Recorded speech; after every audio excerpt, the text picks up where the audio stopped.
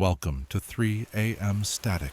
In the dead of night, the static whispers. Turn off the lights, close your eyes, and let the darkness guide you. Tell us where and when you're listening, because at 3 a.m., you're never truly alone. Story 1.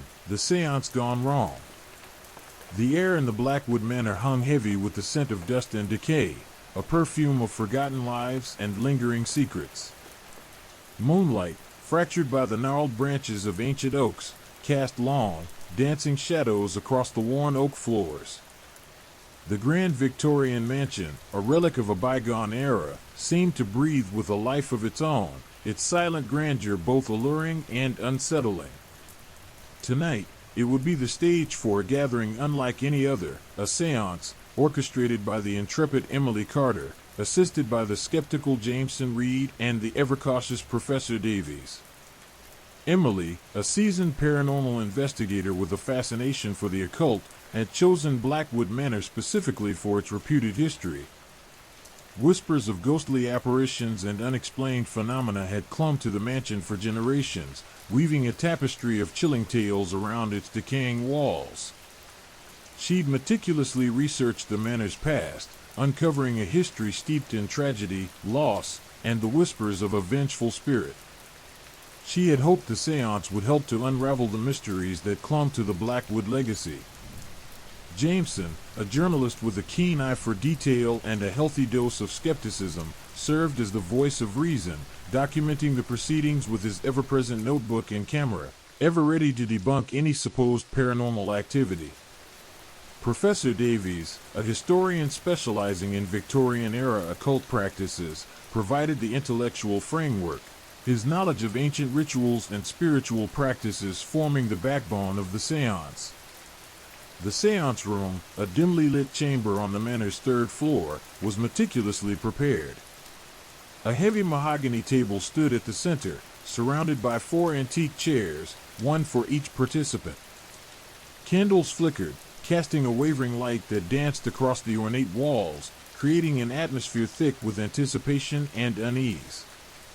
A Ouija board, its planchette resting silently in the center, lay ready to receive messages from the other side. Scattered around the room were various artifacts, antique photographs, dusty journals, and an assortment of strange trinkets that had been found within the manor's hidden recesses, each item imbued with the weight of its history and the possibility of holding a key to unlocking Blackwood's ghostly secrets. As the clock struck midnight, the 3 friends gathered around the table, the silence amplifying the creaking of the old house, the gentle rustling of unseen things. Emily, her eyes closed, began the invocation, her voice a low, resonant hum that resonated with the room's ancient energy. She channeled ancient incantations, her words weaving a spell of ethereal energy, creating a bridge to the unseen world. The air crackled with an unseen energy, the temperature dropping noticeably. A chill, deeper than the night air, settled around them, sending shivers down their spines. Jameson, despite his skepticism, felt a prickling sensation on his skin, a disquiet that went beyond rational explanation. The camera in his hand seemed to tremble, the lens fogging despite the dry air of the room. He meticulously documented every detail, every tremor in the air, every subtle shift in energy, ever aware of the possibility that what they were witnessing might be beyond scientific comprehension. Professor Davies, his eyes fixed on the Ouija board, felt a profound sense of unease, his academic detachment slowly crumbling beneath the weight of the palpable energy that filled the room. He whispered prayers under his breath, a counterpoint to Emily's incantation. The first sign of contact was subtle, a faint whisper of wind, a fleeting shadow in the periphery of their vision. Then, the planchette on the Ouija board began to move, its slow, deliberate movements tracing letters across the board, forming words. The message was chillingly simple: "We are here." A collective gasp escaped their lips, a mix of fear and fascination. The message was followed by a series of increasingly frantic movements of the planchette, and as the words appeared on the board, the room seemed to pulse with an invisible force. The words that followed were fragmented, difficult to decipher, hinting at a tragedy that had unfolded within the mansion's walls. The spirits seemed agitated, their communications interspersed with dissonant whispers, cold drafts of air, and the sudden scent of decay. Emily tried to maintain control, but the energy was overwhelming, the spirits growing more insistent, their presence more tangible. They spoke of betrayal, of murder, of a hidden secret buried deep within the mansion's foundations. As the seance progressed, the room transformed into a maelstrom of paranormal activity. Objects moved on their own, shadows danced across the walls, and disembodied whispers echoed through the chamber, weaving a tapestry of terror. The atmosphere grew oppressive, the air thick with the scent of blood and decay. The temperature plummeted, the chill seeping into their bones, a tangible manifestation of the spirit's anger and frustration. Jameson, despite his skepticism, was compelled to document the unfolding events, capturing the eerie spectacle on camera. He noted the rapid temperature fluctuations, the strange electromagnetic disturbances detected by his equipment, and the sheer terror that permeated the room, transforming the opulent mansion into a vessel of chilling horror. Professor Davies, his initial academic curiosity now replaced by a deep sense of unease, sought to understand the linguistic structure of the messages received through the Ouija board, hoping to unravel the puzzle of the spirit's intentions. The climax of the seance was a terrifying crescendo of paranormal activity.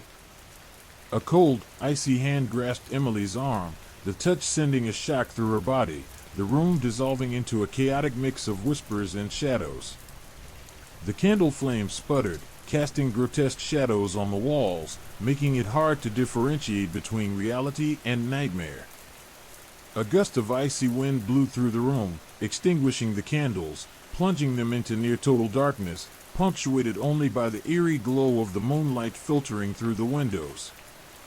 The spirit's presence was overwhelming, palpable, an aura of dread filling the air, freezing them in place. The silence that followed was deafening, a stark contrast to the previous chaos. Slowly, cautiously, they lit their flashlights, their beams illuminating the chaotic scene.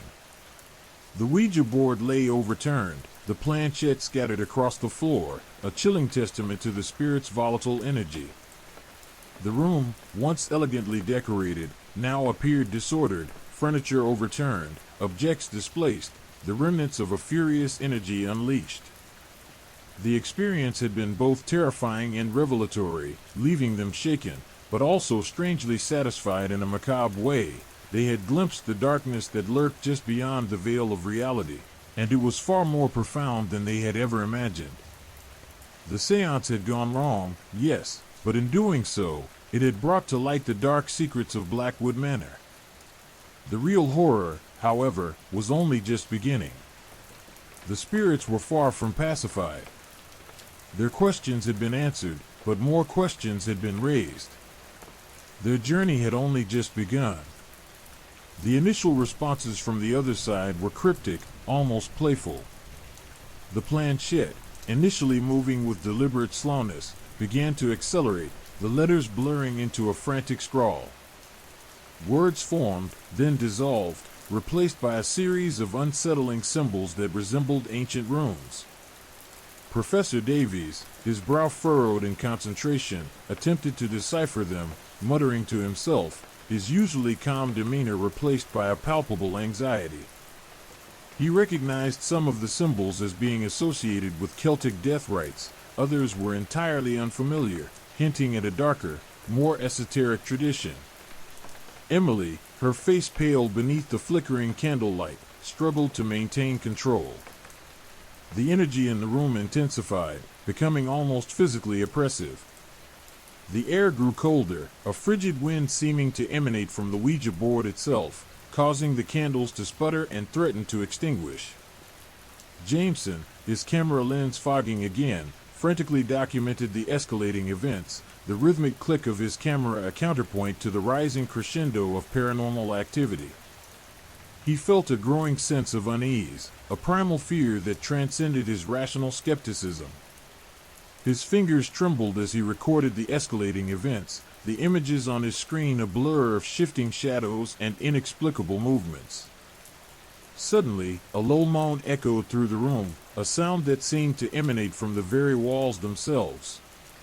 It was a sound of profound sorrow, laced with an undercurrent of rage, a guttural lament that chilled them to the bone. The moan was followed by a series of whispers, barely audible at first, then growing in intensity, coalescing into a chorus of disembodied voices that seemed to surround them, pressing in from all sides. The voices were fragmented, distorted, speaking in a language that was both familiar and alien, a mixture of archaic English and what sounded like a forgotten tongue. They spoke of betrayal, of a pact broken, of vengeance long overdue. The mahogany table shuddered violently, throwing the Ouija board to the floor with a clatter. The planchette skittered across the polished wood, coming to rest near a particularly ornate carving depicting a hooded figure clutching a scythe. As they watched, mesmerized, the carving seemed to shift, the figure appearing to writhe in the flickering candlelight.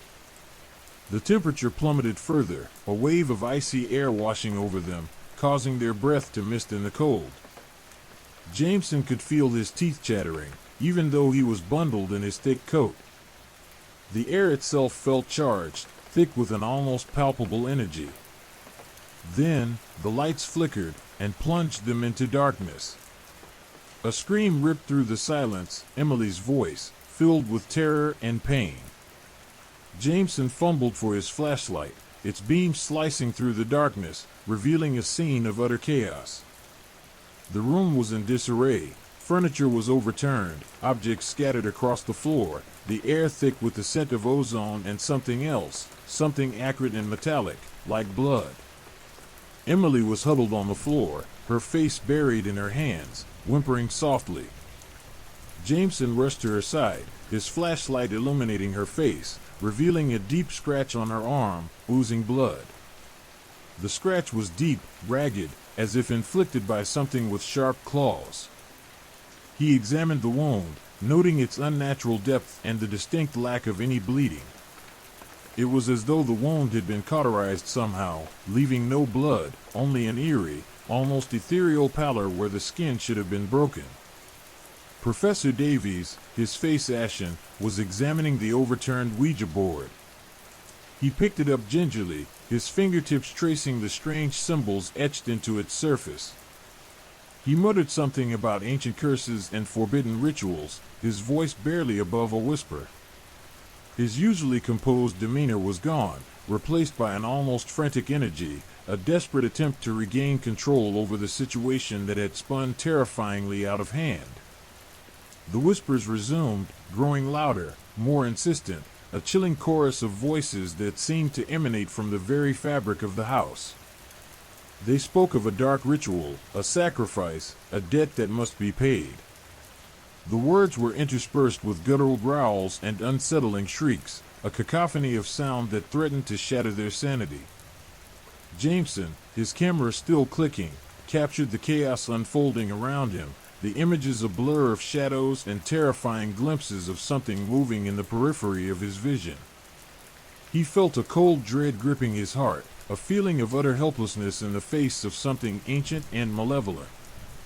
He noticed a pattern in the whispers, a cyclical rhythm underlying the seemingly random words.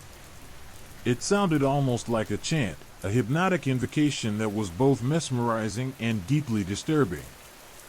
The chilling whispers continued, each phrase seemingly more desperate and furious than the last. They spoke of a hidden chamber, a forgotten crypt beneath the manor, where a dark secret lay buried. The voices then pointed towards a specific part of the room, the grand fireplace. As Jameson shone his light towards the fireplace, he noticed something he hadn't seen before, a small, almost invisible crack in the marble. It was barely perceptible, but as he stared at it, it seemed to pulse with an inner light. He touched it cautiously, and the marble felt strangely warm to the touch, almost vibrating with an unseen energy. Suddenly, the crack widened, revealing a dark, gaping hole behind the facade of the elegant fireplace. A gust of frigid air poured out of the opening, carrying with it the smell of damp earth and something else, something indescribably foul. The air felt heavy, as though something was trying to force its way through the opening. The whispers intensified, a collective breath held by the entities behind the newly revealed passage. It was clear, the spirits hadn't merely communicated, they had opened a door. And whatever was on the other side was waiting. The seance had gone wrong, and the real horror had only just begun. Blackwood Manor held a secret far deeper and more terrifying than any of them could have ever imagined. The journey into the unknown, into the heart of darkness itself, had begun. A guttural growl, deeper and more resonant than any sound they'd heard before, cut through the cacophony of whispers. The air crackled with an unnatural energy, the very floorboards seeming to vibrate beneath their feet. The scent of ozone intensified, mingling with the foul, earthy smell emanating from the newly revealed passage behind the fireplace. It was a smell that spoke of decay, of ancient evils slumbering in the darkness. Fear, cold and sharp, pierced through Jameson's mounting dread. He instinctively raised his camera, the flashlight beam dancing nervously across the gaping hole in the marble, attempting to pierce the inky blackness beyond. Then, a hand emerged. Not a human hand. This was something else entirely. Long, slender fingers, tipped with claws that gleamed with an unnatural luminescence, reached out from the darkness. The skin was a grayish white, stretched taut over bone that seemed impossibly sharp and angular. The hand was impossibly pale, almost translucent, yet imbued with a disturbing vitality. It moved with a fluid grace that belied its unearthly nature, its movements hypnotic and unsettling. Emily screamed again, a raw, primal cry that echoed through the manor. She scrambled backward, away from the fireplace, her eyes wide with terror. Professor Davies, his face a mask of shock and disbelief, stood frozen, his eyes fixed on the emerging hand. Jameson, though paralyzed by fear, kept his camera trained on the horrifying spectacle unfolding before him. The click of the camera was a faint counterpoint to the growing intensity of the situation. He zoomed in, the image filling his screen with the horrifying detail of the hand's unearthly form.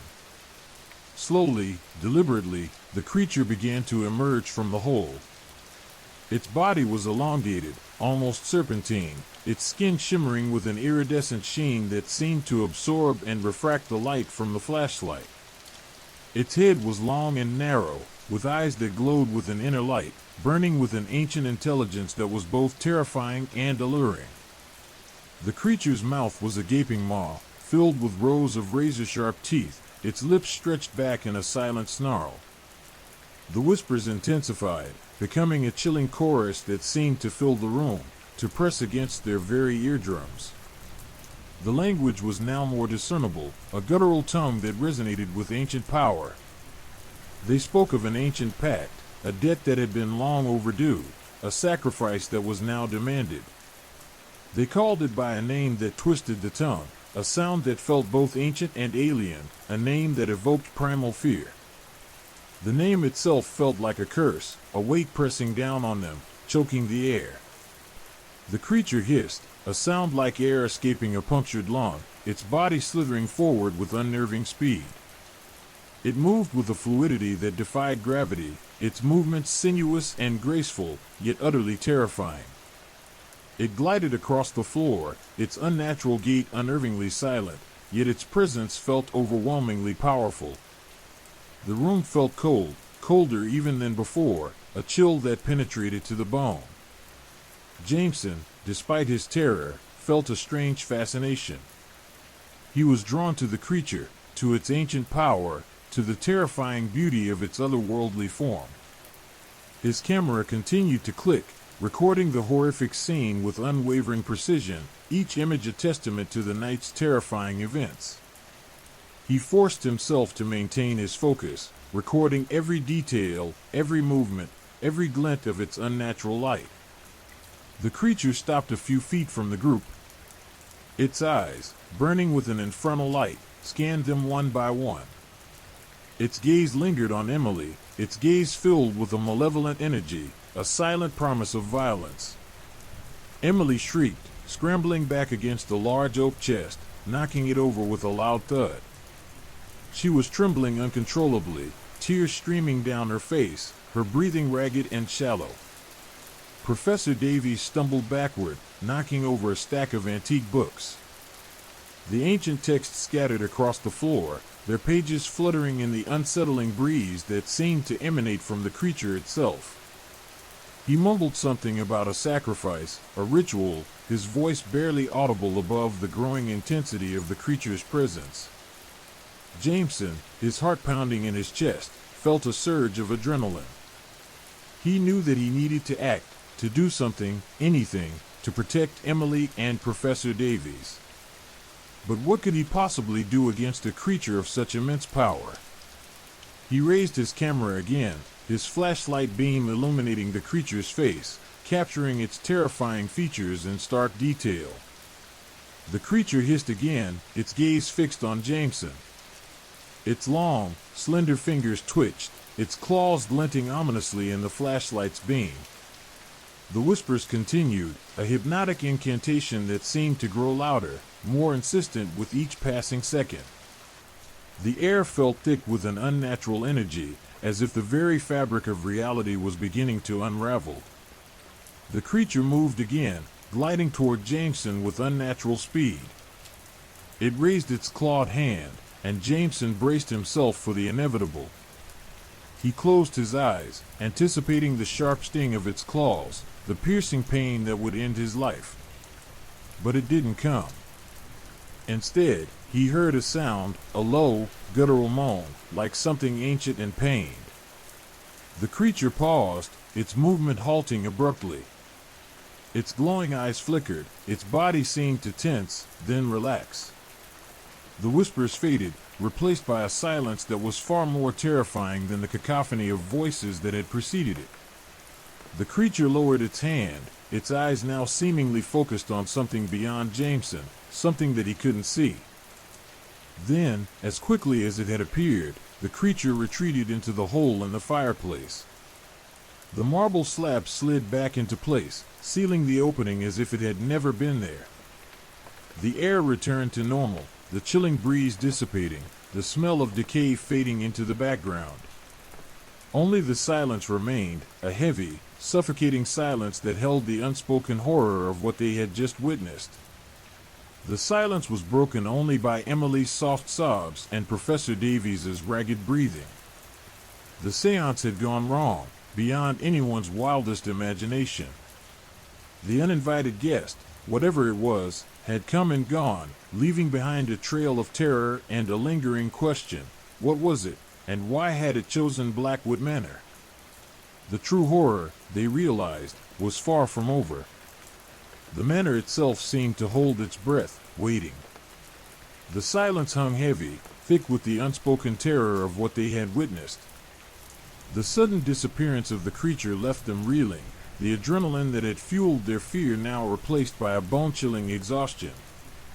Emily's sobs were the only sound, a fragile counterpoint to the echoing silence of the manor. Professor Davies, his face ashen and his eyes wide with a dawning comprehension of the unimaginable horror they had just escaped, stumbled to his feet, knocking over another ancient tome. Its brittle pages scattered like fallen leaves, whispering secrets in the dust-laden air. Jameson, his hand still trembling, lowered his camera. The images on the LCD screen, frozen moments of unspeakable terror, felt surreal, a disturbing testament to the night's events. He could still feel the creature's chilling gaze, a malevolent energy that seemed to linger in the air even after its departure. The photographs, though stark and terrifyingly clear, failed to fully capture the raw, visceral horror of the experience. The pictures could never convey the nauseating smell of decay, the unnatural chill that had sunk into their bones, or the overwhelming feeling of dread that had threatened to consume them. What was that? Emily finally managed to whisper, her voice trembling. Her eyes, wide and filled with a primal fear, darted around the room, searching for any sign of the creature's return. The oak chest still lay on its side, its contents scattered, a silent testament to the intensity of her terror. Professor Davies, recovering his composure with surprising speed, ran a hand through his disheveled hair. I don't know, he admitted, his voice laced with a mixture of awe and fear. But I suspect we've stumbled upon something far older, far more powerful than any of us could have imagined. He picked up one of the scattered books, its cover adorned with strange symbols and indecipherable script. These texts, they hint at it. Ancient entities, bound to this place, perhaps, waiting. Jameson, still processing the encounter, slowly brought his camera back up, the flashlight beam sweeping across the seemingly undisturbed fireplace. The marble slab was perfectly in place, a flawless facade hiding the chasm of terror that had momentarily opened before them. The normalcy of the scene felt profoundly unsettling, a stark contrast to the unimaginable horror they had just witnessed. He zoomed in on the seemingly seamless join of the marble, but there was nothing to indicate the recent presence of an otherworldly entity. The only evidence, the only tangible proof of their encounter, were the grainy photographs on his memory card. He felt an almost overwhelming compulsion to review them, to study the creature's features again, to try to make sense of it all. The three of them stood in silence for a long moment, each lost in their own thoughts, grappling with the implications of what had just transpired. The reality of the situation was slowly beginning to dawn on them. They hadn't simply witnessed a haunting, they had faced something far more ancient, far more sinister. This wasn't a ghost story, it was something primal, something that existed beyond human comprehension. The ritual, Professor Davies mumbled, his eyes fixed on the scattered books. They spoke of a sacrifice, a debt, a pact. He ran a trembling hand over his face, his voice barely above a whisper. The texts, they speak of a being bound to this land, a creature of immense power, awakened by the seance. Emily, still visibly shaken, pointed a trembling finger towards the hole in the floor that had opened during the seance. It came from there, from below, she said, her voice tight with fear. It was waiting. Jameson felt a chill run down his spine. The implication of Professor Davies' words sunk in, settling like a lead weight in his stomach. The seance, intended to contact the spirits of the manor's past, had inadvertently opened a gateway to something far more ancient, far more terrifying. They hadn't contacted the spirits of the manor's previous inhabitants, they had disturbed something far older, something far more powerful. Something that had been slumbering beneath Blackwood Manor for centuries. The realization struck them with the full force of a physical blow. Their innocent curiosity had unleashed a force beyond their wildest nightmares, a creature of immense power bound to this place, perhaps even to the very land beneath the manor. The chilling implications of their actions hung in the air, heavy and suffocating. They hadn't just participated in a seance gone wrong, they had unleashed a nightmare upon themselves, and perhaps upon the entire world. The manor itself seemed to be holding its breath, waiting. The silence, once heavy with fear, now felt pregnant with anticipation. The faint sounds of the night, the chirping of crickets, the rustling of leaves, felt amplified, magnified, as if the manor itself were listening, waiting for the next terrifying manifestation. Professor Davies began to gather the scattered books, his movements careful and methodical, almost ritualistic. He spoke of ancient pacts, of forgotten gods, and of sacrifices long overdue. His words were interspersed with hushed pronouncements, arcane phrases drawn from the ancient texts he was so carefully collecting. He spoke of a need to seal the gateway again, to appease the entity they had awakened, to somehow undo the terrible mistake they had made. Jameson, his mind racing, felt the weight of responsibility settle upon him. He had been the one to take the photographs, to record the terrifying details of the creature's appearance. He had evidence, visual proof of their encounter, that could help them understand, and possibly confront, whatever had emerged from the depths of Blackwood Manor. He had to analyze the images, study the details, hoping to find some clue, some indication of the creature's identity, its origin, or how to banish it back to whatever realm it had come from. The night stretched before them, endless and filled with the unspoken dread of what was to come. The seance had gone wrong, terribly, horrifically wrong. The friends, bound together by a shared experience of unspeakable horror, knew that the terrifying events of the night were far from over. The manor, ancient and silent, held its breath, waiting for the next chapter of their nightmare to unfold. The true horror, they knew, was only just beginning. The fight for survival, a battle against an ancient, otherworldly enemy, had just begun, and the stakes were higher than they could have ever imagined. The lines between the living and the dead, between the real and the supernatural, had irrevocably blurred. And in the heart of Blackwood Manor, a chilling battle for survival was about to begin. The first rays of dawn crept through the grime-coated windows of Blackwood Manor, painting the dust-laden air with streaks of pale gray. The light, however, did little to dispel the oppressive atmosphere that clung to the ancient building like a shroud. The silence, broken only by the mournful sigh of the wind through the decaying eaves, was heavier now, pregnant with a sense of foreboding that chilled them to the bone. Emily, her face pale and drawn, sat huddled in a corner, her eyes wide and unfocused, still grappling with the night's horrors. The raw terror etched onto her features was a stark testament to the visceral fear she had experienced. She periodically shivered, clutching a tattered blanket around her, her breath coming in ragged gasps. The events of the night had shattered her composure, leaving her vulnerable and shaken.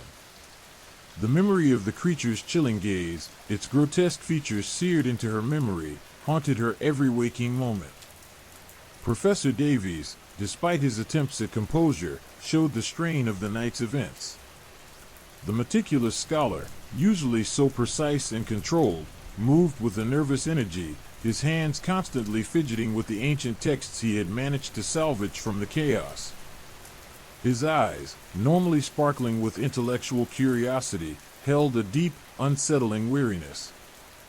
The weight of his newfound knowledge, the horrifying implications of the ancient texts, pressed heavily upon him. He paced restlessly, muttering arcane phrases under his breath, a litany of incantations meant to soothe or appease the entity they had awakened. He seemed to be searching for answers within the cryptic symbols and archaic script, desperately seeking a way to undo the consequences of their ill-fated seance.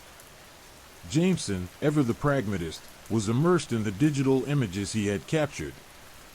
He reviewed them relentlessly, zooming in on the creature's features, poring over every detail, searching for any clues that could illuminate the nature of their terrifying encounter.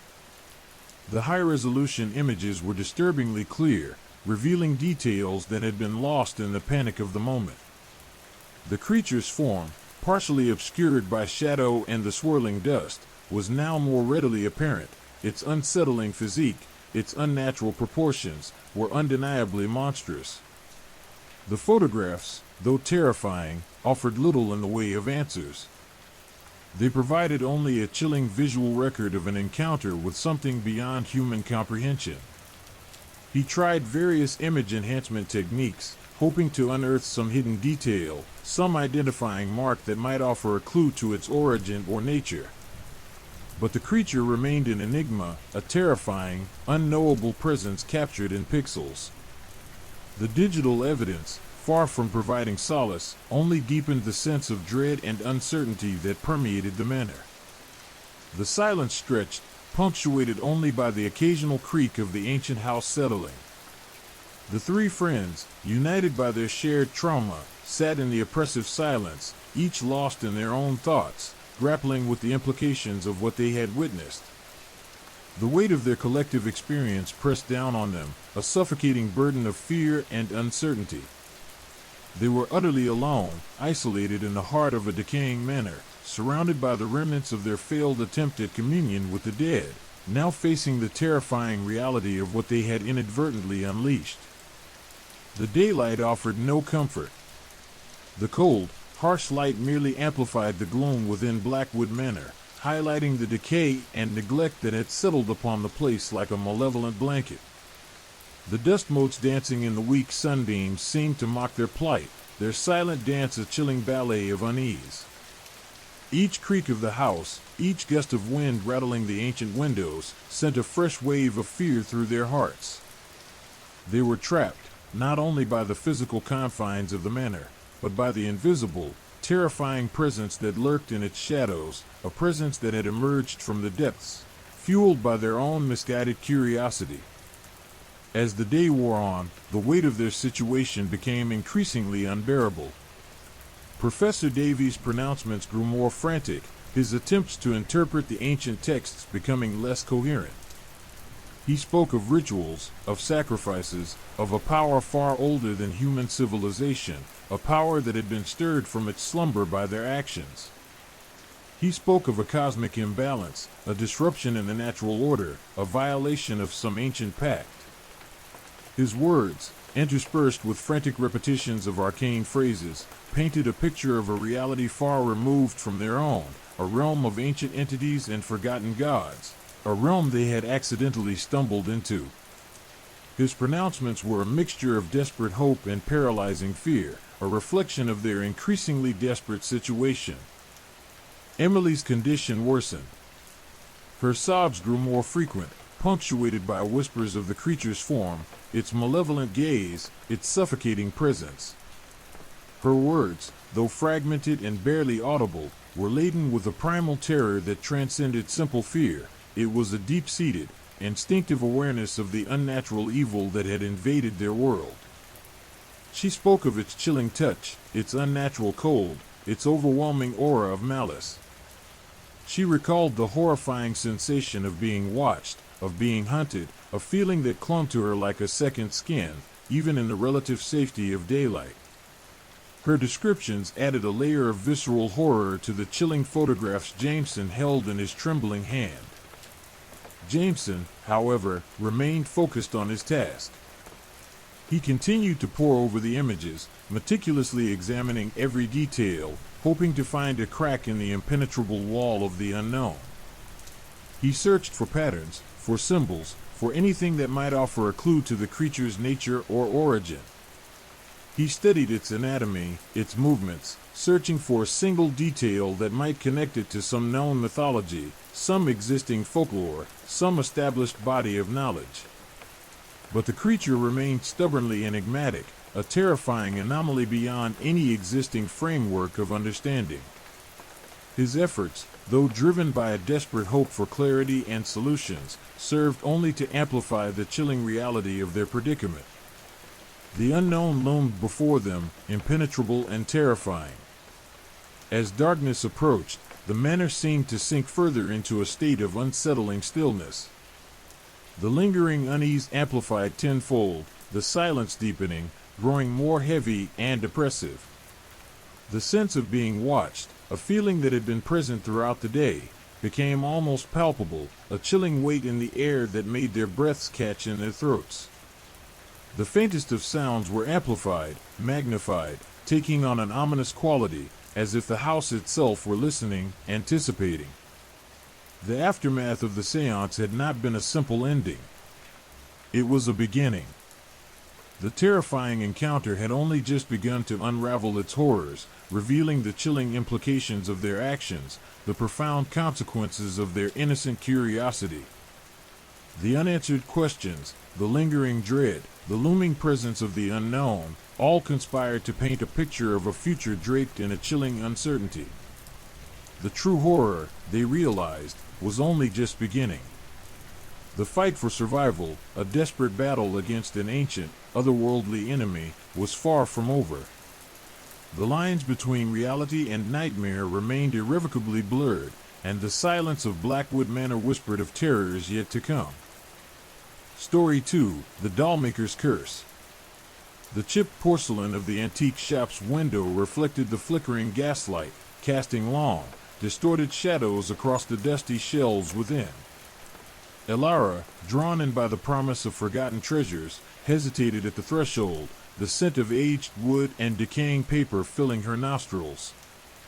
Inside, a symphony of ticking clocks and the hushed whispers of unseen patrons created an atmosphere thick with anticipation and a hint of the uncanny. She moved cautiously, her fingers tracing the cool surfaces of tarnished silver and brittle bone china. Each object seemed to hum with a silent history, whispering stories of lives lived and loves lost. Then she saw it. Nestled amongst a collection of faded photographs and moth-eaten velvet gowns sat a doll. Not just any doll, but a creation of unsettling beauty. Its porcelain skin was impossibly smooth, its painted eyes, a startling shade of violet, seemed to follow her every movement. The tiny, intricately crafted garments, a miniature replica of a Victorian gown, hinted at an elegance that bordered on the macabre. Its delicate features were almost heartbreakingly realistic. A subtle curve to its lips suggested a wistful smile, while the delicately arched eyebrows lent an air of quiet contemplation. But it wasn't the artistry that truly captivated Elara. It was the unsettling stillness of the doll, a stillness that transcended simple inanimate existence. A creeping unease snaked through her, a primal instinct warning her against the object's allure. She reached out a tentative finger, tracing the fine lines of its painted face, a shiver traveling down her spine. The doll felt strangely cold, despite the warmth of the shop. A whisper, faint as a breath of wind, seemed to brush her ear, a sensation that couldn't be explained by mere drafts or the shop's age. It felt as though the doll was observing her, judging her, silently assessing her worthiness to touch such a precious thing. The shopkeeper, a wizened old woman with eyes as dark and deep as a moonless night, emerged from the shadows, her gaze lingering on Elara with an unnerving intensity. "That one," she croaked, her voice raspy and devoid of warmth, "is not for sale." Elara, her curiosity piqued, felt an inexplicable pull toward the doll. She ignored the shopkeeper's warning, the unsettling feeling growing stronger with each passing moment. I'd like to buy it," she stammered, the words feeling oddly forced, as if dictated by an unseen hand. The shopkeeper smiled, a slow, chilling curl of her lips that revealed too much teeth. "Some things," she rasped, "are better left undisturbed." But the words seemed to hold no power against the strange compulsion that had taken hold of Elara. She insisted, offering an absurdly high price, a price she knew was far beyond the doll's worth.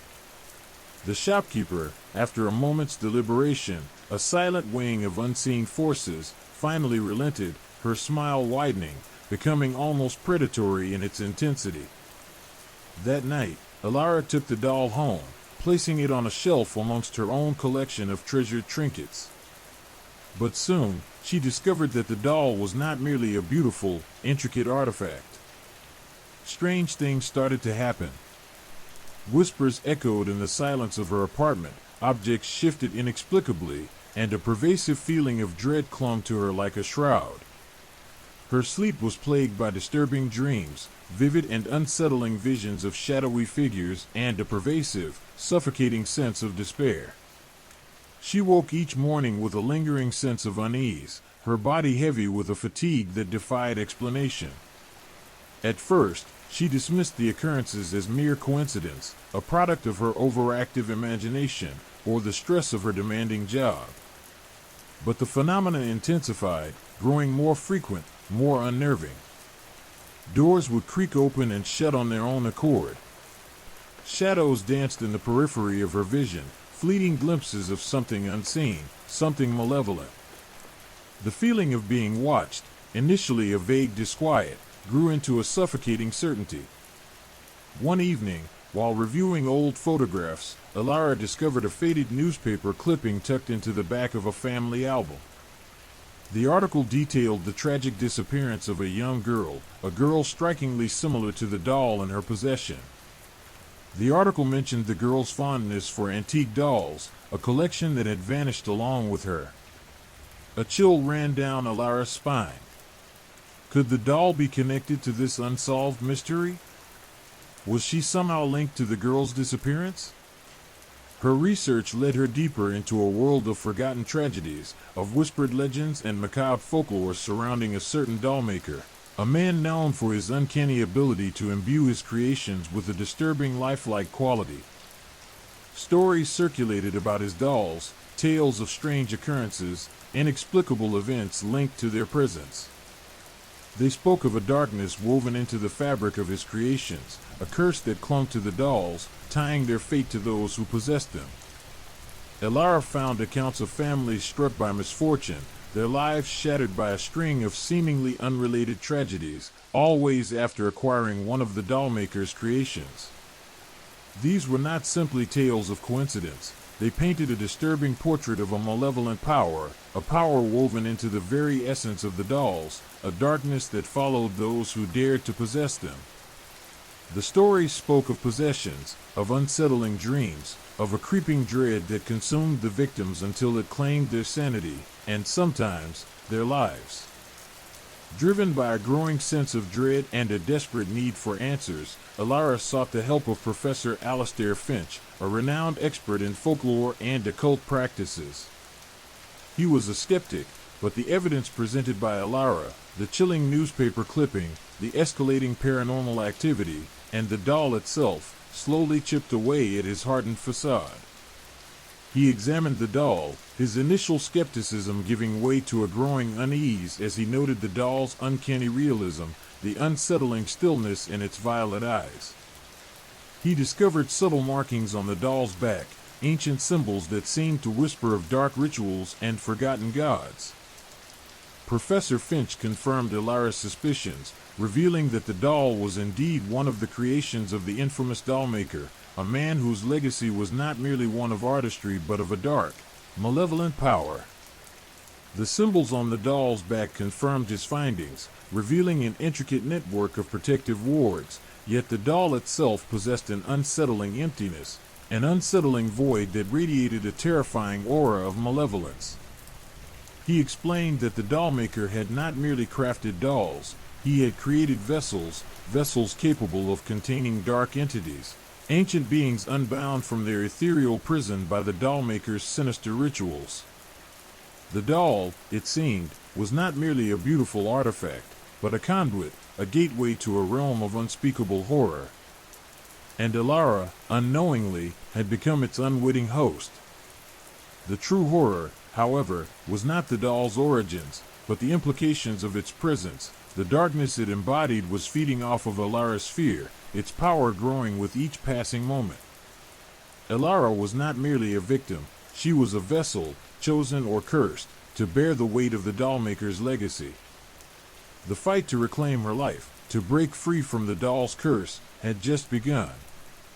The ancient wards on its back, meant to contain the darkness, were weakening, their protective power fading. The darkness within the doll was stirring, yearning for release, and Elara found herself trapped in a terrifying game of survival, caught between the realms of the living and the dead. The line between reality and nightmare was blurring, and the shadows seemed to whisper promises of unspeakable terror. The dollmaker's curse, it seemed, was only beginning to unravel its chilling potential. The first few nights were marked by a subtle unease.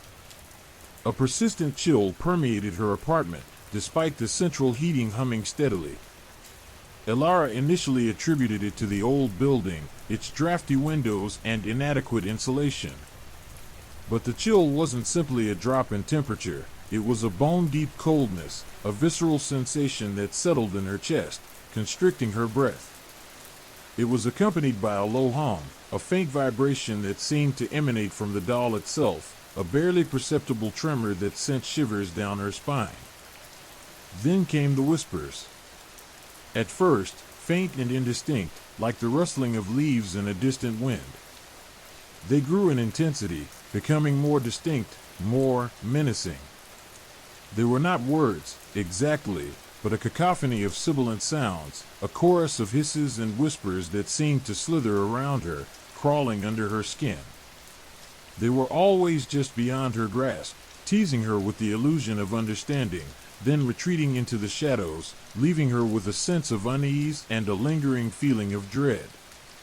Objects began to move.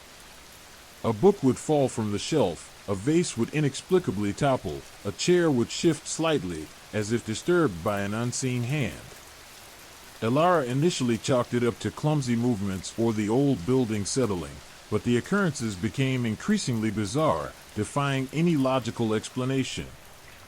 Her jewelry box would open, revealing its contents scattered across her dresser. Drawers would open and slam shut. The unnerving regularity of it all, the deliberate nature of the chaos, began to chip away at her sanity. Sleep became a torment.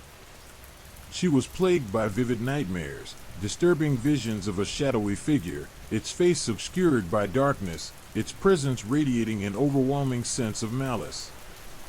The figure was always just at the edge of her vision, its movements fluid and unnerving, its silent pursuit sending jolts of adrenaline through her body. She woke each morning drained, her body aching, her mind heavy with the weight of her unsettling dreams. She felt watched, followed, her every move scrutinized by an unseen entity, its presence a constant weight on her soul. The doll itself seemed to be the epicenter of these disturbances. Its violet eyes, even in the darkness of her apartment, seemed to hold a malevolent gleam. Its stillness, once captivating, now felt suffocating, its very presence a suffocating burden. The sensation of being watched intensified when she was near it. She felt a prickling on her skin, a crawling sensation that spread from her arms to her legs, a chilling premonition of impending doom. She tried to ignore it, to rationalize it, but the feeling of dread was relentless, an ever-present shadow that followed her even when she was far from the doll. One morning, she found a single, withered rose on her pillow. It was a crimson bloom, impossibly delicate, its petals dry and brittle. There were no thorns, yet it felt sharp, a silent threat whispered in the language of decay. Elara's heart pounded in her chest as she examined it. She knew she hadn't placed it there. It felt sinister. A calling card. A warning. The escalating events were not simply random occurrences, they were a methodical orchestration of terror. Each incident seemed designed to push Elara to the brink, to shatter her sense of security, to erode her sanity. The whispers grew louder, more insistent, weaving tales of sorrow and despair, intermingling with fragments of half-remembered nursery rhymes and disturbing lullabies. The movements of objects became more aggressive, more destructive. Books were torn, furniture overturned, and a pervasive stench of decay began to permeate the apartment, clinging to the air like a shroud. Professor Finch, after conducting further research, found the dollmaker's workshop, a crumbling structure hidden deep within a forgotten corner of the city. He discovered a trove of documents and diaries, detailing the dollmaker's methods and motivations. He learned about the dollmaker's fascination with the occult, his obsession with imbuing his creations with dark energy, his attempts to tap into a realm beyond human comprehension. The diaries revealed a descent into madness, a descent fueled by an insatiable thirst for power, a power that went beyond human imagination.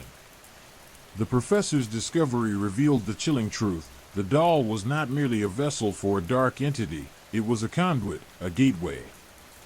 The entity was growing stronger, its presence more palpable, its influence more pervasive. Elara's fear was feeding the entity, giving it strength, giving it life. Her nightmares were not just dreams, but glimpses into the dark realm beyond, a realm of unending terror, where the rules of reality warped and twisted. She felt the entity's presence within her, its cold touch, a suffocating weight against her chest. She was not simply being haunted, she was being possessed, slowly, insidiously, her very essence being consumed by the malevolent entity within the doll. The whispers turned to commands, the shadows took form, and the chilling certainty of her impending doom settled over her like a pall. The game of survival had escalated beyond a fight for her sanity, it was a battle for her soul. The dollmaker's curse had taken root, its tendrils of darkness wrapping around her, tightening their grip, and pulling her into the abyss. The line between reality and nightmare had completely dissolved, and Alara was left trapped within a terrifying and inescapable nightmare, at the mercy of the unseen force that possessed the doll, the sinister legacy of a madman and the wrath of an ancient, malevolent entity. Driven by a desperate need to understand the escalating horrors, Alara began her own investigation. The antique shop owner, a wizened old woman with eyes that seemed to hold centuries of secrets, offered little help beyond confirming the doll's age and vaguely mentioning a dark history surrounding it. That was enough to ignite a flame of determination within Alara. A history needed to be unearthed, a past needed to be understood. Her search began online, a digital dive into the murky depths of forgotten archives and obscure forums. Keywords like antique porcelain dolls, violet eyes, and cursed artifacts yielded a surprising amount of information. Fragments of stories and half-remembered legends whispered across the internet's vast expanse. She discovered accounts, buried deep within online forums dedicated to the occult and the paranormal, of similar dolls that seemingly possessed a malevolent energy, dolls linked to unexplained misfortunes and untimely deaths. These stories, while anecdotal and often lacking concrete evidence, shared a chilling common thread, a recurring motif of whispers, unsettling nightmares, and a pervasive sense of dread that seemed to emanate from the dolls themselves. One particularly compelling thread led her to a series of old newspaper articles, digitized and archived online. The articles detailed a string of strange occurrences in a small, isolated town in the Appalachian Mountains. The articles, dating back to the early 20th century, spoke of a local doll maker, a reclusive and eccentric figure known only as Silas Blackwood. Blackwood's dolls were renowned for their exquisite craftsmanship and uncanny realism, but whispered rumors spoke of a darker side to his artistry. The dolls, it was said, were not merely crafted, but imbued with a dark energy, a malevolent spirit that would torment their owners. The articles chronicled the misfortunes of several families who owned Blackwood's dolls. There was the Miller family, whose patriarch mysteriously died shortly after purchasing a doll with eerily lifelike eyes. Then there was the young girl, Clara Bellwether, whose disappearance remained unsolved, the only clue being a doll with violet eyes found clutched in her abandoned bedroom. And finally, there was the tragic tale of the Thompson twins, found dead in their beds, a doll with impossibly lifelike features lying between their lifeless bodies. Each incident was shrouded in mystery and unanswered questions, but the common denominator was always the same, a Silas Blackwood doll. The recurring descriptions of these dolls, porcelain skin, glass eyes that seemed to follow you, a feeling of unnerving cold emanating from them, were unnervingly similar to the doll Alara possessed. The resemblance was uncanny, unsettling, terrifying. The weight of the evidence was undeniable. Her doll was a Blackwood creation. Fueled by a mixture of fear and morbid curiosity, Alara decided to delve deeper. She tracked down Blackwood's descendants, a family living in a dilapidated farmhouse on the outskirts of the same Appalachian town. They were initially reluctant to talk, their faces etched with a fear that mirrored Alara's own. But after several visits and heartfelt pleas, they eventually revealed a hidden cache of Silas Blackwood's diaries and letters, a trove of information about the man and his macabre creations. The diaries revealed a disturbing portrait of a man consumed by obsession. Blackwood's fascination with the occult, initially a harmless hobby, had morphed into a dangerous obsession. He described his methods of imbuing his dolls with dark energy, rituals involving ancient incantations, strange herbs, and lunar cycles. He spoke of channeling negative emotions, of harnessing the sorrow and despair of the world to imbue his creations with a malevolent power. The further she read, the more terrifying the revelations became. Blackwood's writings detailed his belief that he could create a conduit to another realm, a gateway to the darker side of existence. His dolls, he claimed, were not just toys, but vessels, receptacles for malevolent entities. The diaries were filled with cryptic symbols, bizarre diagrams, and increasingly erratic ramblings, suggesting a descent into madness, a complete unraveling of his mind. One passage in particular sent chills down Alara's spine. It described a particular doll, a doll with violet eyes, a doll he claimed was his masterpiece.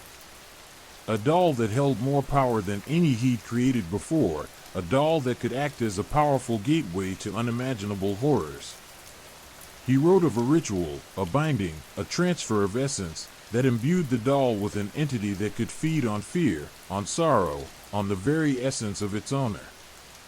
The entity, he claimed, would grow stronger with each passing day, consuming its host until nothing was left but an empty shell. A chilling realization dawned on Alara. Her doll, the seemingly innocent antique, was not just an object, it was a conduit, a gateway to a realm beyond human comprehension. She was not simply experiencing random events, but rather the deliberate, methodical actions of a malevolent entity feeding off her fear. The whispers, the nightmares, the chaos, it was all the work of the entity, strengthening its hold on her, consuming her soul. The dollmaker's curse was not a myth, it was a horrifying reality. The weight of this realization was immense, overwhelming. The events of the past few weeks suddenly made perfect sense. The escalating disturbances, the intensifying dread, the chilling premonitions of doom, they were all part of a plan, a meticulously orchestrated descent into terror. Alara was not merely haunted, she was possessed, a plaything in the hands of a malevolent entity, a pawn in a terrifying game with stakes far higher than her own sanity. Her survival was no longer a matter of avoiding the entity's wrath, it was about severing the connection, breaking free from the dollmaker's curse before it consumed her entirely. The next step was clear. She needed to find a way to sever the connection, to banish the entity before it was too late. But how? Blackwood's diaries offered no clues on how to reverse the ritual, no spells to break the curse. Her only hope now was to find someone who understood the dark forces she was dealing with, someone who could guide her through this terrifying ordeal. The search for a solution was as terrifying as the threat itself. It was a race against time, a desperate fight against the encroaching darkness, a battle for her very soul. The clock was ticking, and with every passing moment, the entity's grip tightened, pulling her deeper into the abyss. The nightmare wasn't just beginning, it was reaching its terrifying climax. Alara's hands trembled as she reread Blackwood's chilling entry, the ink blurring under the harsh glare of her desk lamp. The passage detailed not only the creation of the violet-eyed doll, but the horrifying ritual that imbued it with its malevolent power. It spoke of a summoning, a pact made under the blood-red moon, an invocation of an entity so ancient, so malevolent, that its very name was whispered only in hushed tones by the most seasoned practitioners of the dark arts. Blackwood had sought not just to create a cursed object, but a conduit, a gateway to a realm of unimaginable horror. He had described the entity as a being of pure shadow, a void that fed on fear and despair, a creature that existed outside the constraints of time and space. Its influence, he claimed, could twist reality, warp perceptions, and ultimately consume the soul of its host. The doll, with its seemingly innocent porcelain face and hauntingly beautiful violet eyes, was merely a vessel, a physical manifestation of this terrible entity's power. Blackwood's words painted a horrifying picture. The doll was not just cursed, it was possessed. The weight of this revelation pressed down on Alara, a crushing burden that threatened to suffocate her. She had initially dismissed the whispers and nightmares as mere coincidences, the product of a stressed mind and a hyperactive imagination. But now, the pieces were falling into place, revealing a terrifying pattern. The escalating disturbances, the escalating dread, the nightmarish visions, they were not random events, they were symptoms of the entity's growing influence, its relentless consumption of her essence. The diary entries described the ritual in excruciating detail, a macabre dance with the forces of darkness that involved the use of specific herbs, ancient incantations, and the sacrifice of a living creature. Blackwood had meticulously documented every step, every whispered word, every precise movement, revealing a disturbing obsession with power, a thirst for the forbidden knowledge that ultimately consumed him. He had painstakingly crafted the doll, meticulously shaping its porcelain features, hand-painting its eyes with a pigment he claimed was derived from crushed gemstones. Each detail, each stroke of the brush, was imbued with his dark intention. The doll was not merely crafted, it was created to serve as a vessel for the entity's malevolent power. The diary entries became increasingly erratic towards the end, filled with feverish scribbles and fragmented thoughts. Blackwood's obsession had clearly spiraled into madness, his mind consumed by the dark forces he had unleashed. The final entry was a chilling testament to his descent into despair, a desperate plea for forgiveness, a lament for the monstrous creation he had brought into this world. He had sealed his own fate, bound to the entity he had summoned, a prisoner of his own dark ambition. His story served as a cautionary tale, a grim warning of the dangers of tampering with forces beyond human comprehension. Elara closed the diary, her heart pounding in her chest. The chilling revelation had left her shaken, but also strangely empowered. The fear that had paralyzed her was replaced by a grim determination. She understood the nature of her predicament. She was caught in a cosmic game, her soul the prize, the entity the player, and the cursed doll its pawn. She needed a solution, a way to sever the connection before the entity consumed her completely.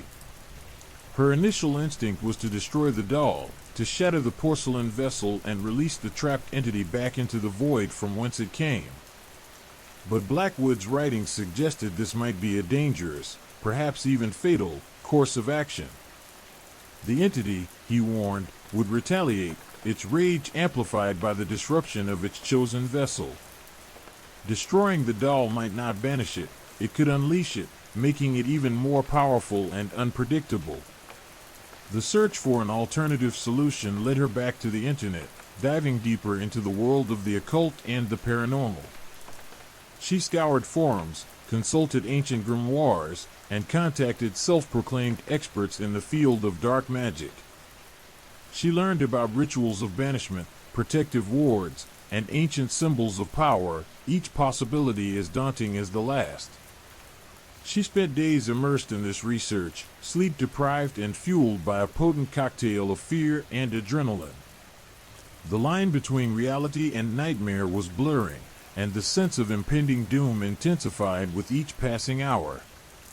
One particularly promising lead led her to an elderly scholar, Professor Alastair Thorne, a recluse known for his expertise in forgotten lore and ancient rituals. Professor Thorne, skeptical at first, agreed to meet with her after she shared her findings, the evidence from Blackwood's diaries and the escalating strangeness she'd experienced. He listened intently as she described the doll, its malevolent aura, and the series of unsettling events that had plagued her life. He studied the photographs she provided, his eyes widening with a growing sense of unease.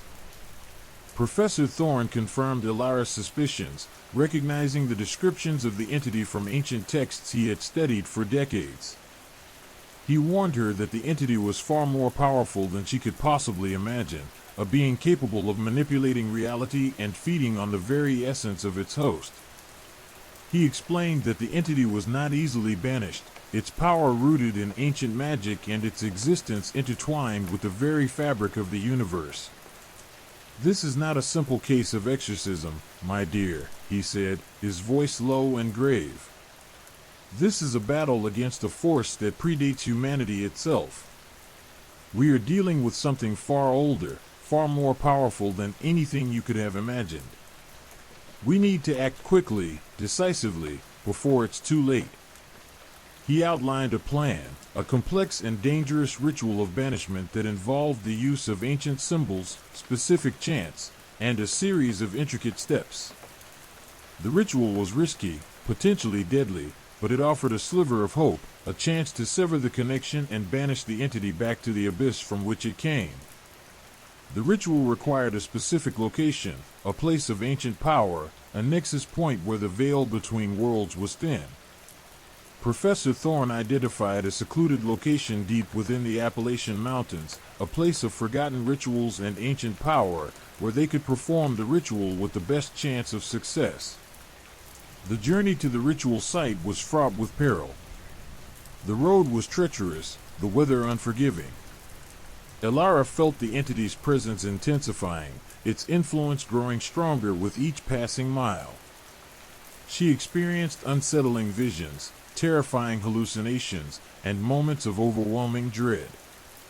Yet, she pressed on, driven by a desperate need to escape the clutches of the Dollmaker's curse. The ritual site was a clearing in a dense forest, shrouded in mist and ancient energy. The air crackled with unseen power, and a palpable sense of unease hung heavy in the air. Professor Thorne, seasoned in the ways of the occult, guided Elara through the ritual, his movements precise and deliberate. He chanted ancient words, his voice resonating with power and authority, while Elara held the doll, the porcelain vessel of the entity's malevolent power. The ritual was arduous, demanding both physical and mental strength. Elara fought against the entity's attempts to break her will, to shatter her resolve. The entity's influence was palpable, a chilling wave of darkness that threatened to overwhelm her. She experienced moments of intense fear, moments where she felt the entity's presence encroaching, its tendrils reaching out to consume her very soul. Yet, she held on, driven by a fierce determination to survive. As the ritual reached its climax, a powerful surge of energy erupted, filling the clearing with an otherworldly glow. The doll glowed with an eerie light, the violet eyes blazing with malevolent energy. Elara felt a searing pain as the entity fought back, its desperate struggle to remain tethered to this world. The air vibrated with power, the very ground seeming to tremble under the weight of ancient magic. But with Professor Thorne's guidance, and with every ounce of strength she could muster, Elara persevered. Finally, with a deafening roar, the entity was banished, its malevolent power dispelled, its connection to the doll severed. The doll shattered into a million pieces, the violet eyes extinguishing with a final flicker of darkness. The oppressive aura that had clung to Elara for so long lifted, replaced by a sense of profound relief. The nightmare was finally over. The Dollmaker's curse was broken. The Appalachian air, crisp and biting, offered little comfort against the gnawing dread that clung to Elara like a shroud. The journey to the ritual site had been a harrowing ordeal, each mile a battle against the encroaching darkness. The entity's influence had intensified, manifesting as hallucinatory visions, flickering shadows in the periphery, whispers carried on the wind, the chilling sensation of unseen eyes watching her every move. Twice, she had nearly succumbed to the paralyzing fear, the urge to simply surrender to the inevitable overwhelming her. But the memory of Blackwood's diary, his descent into madness, fueled her resolve.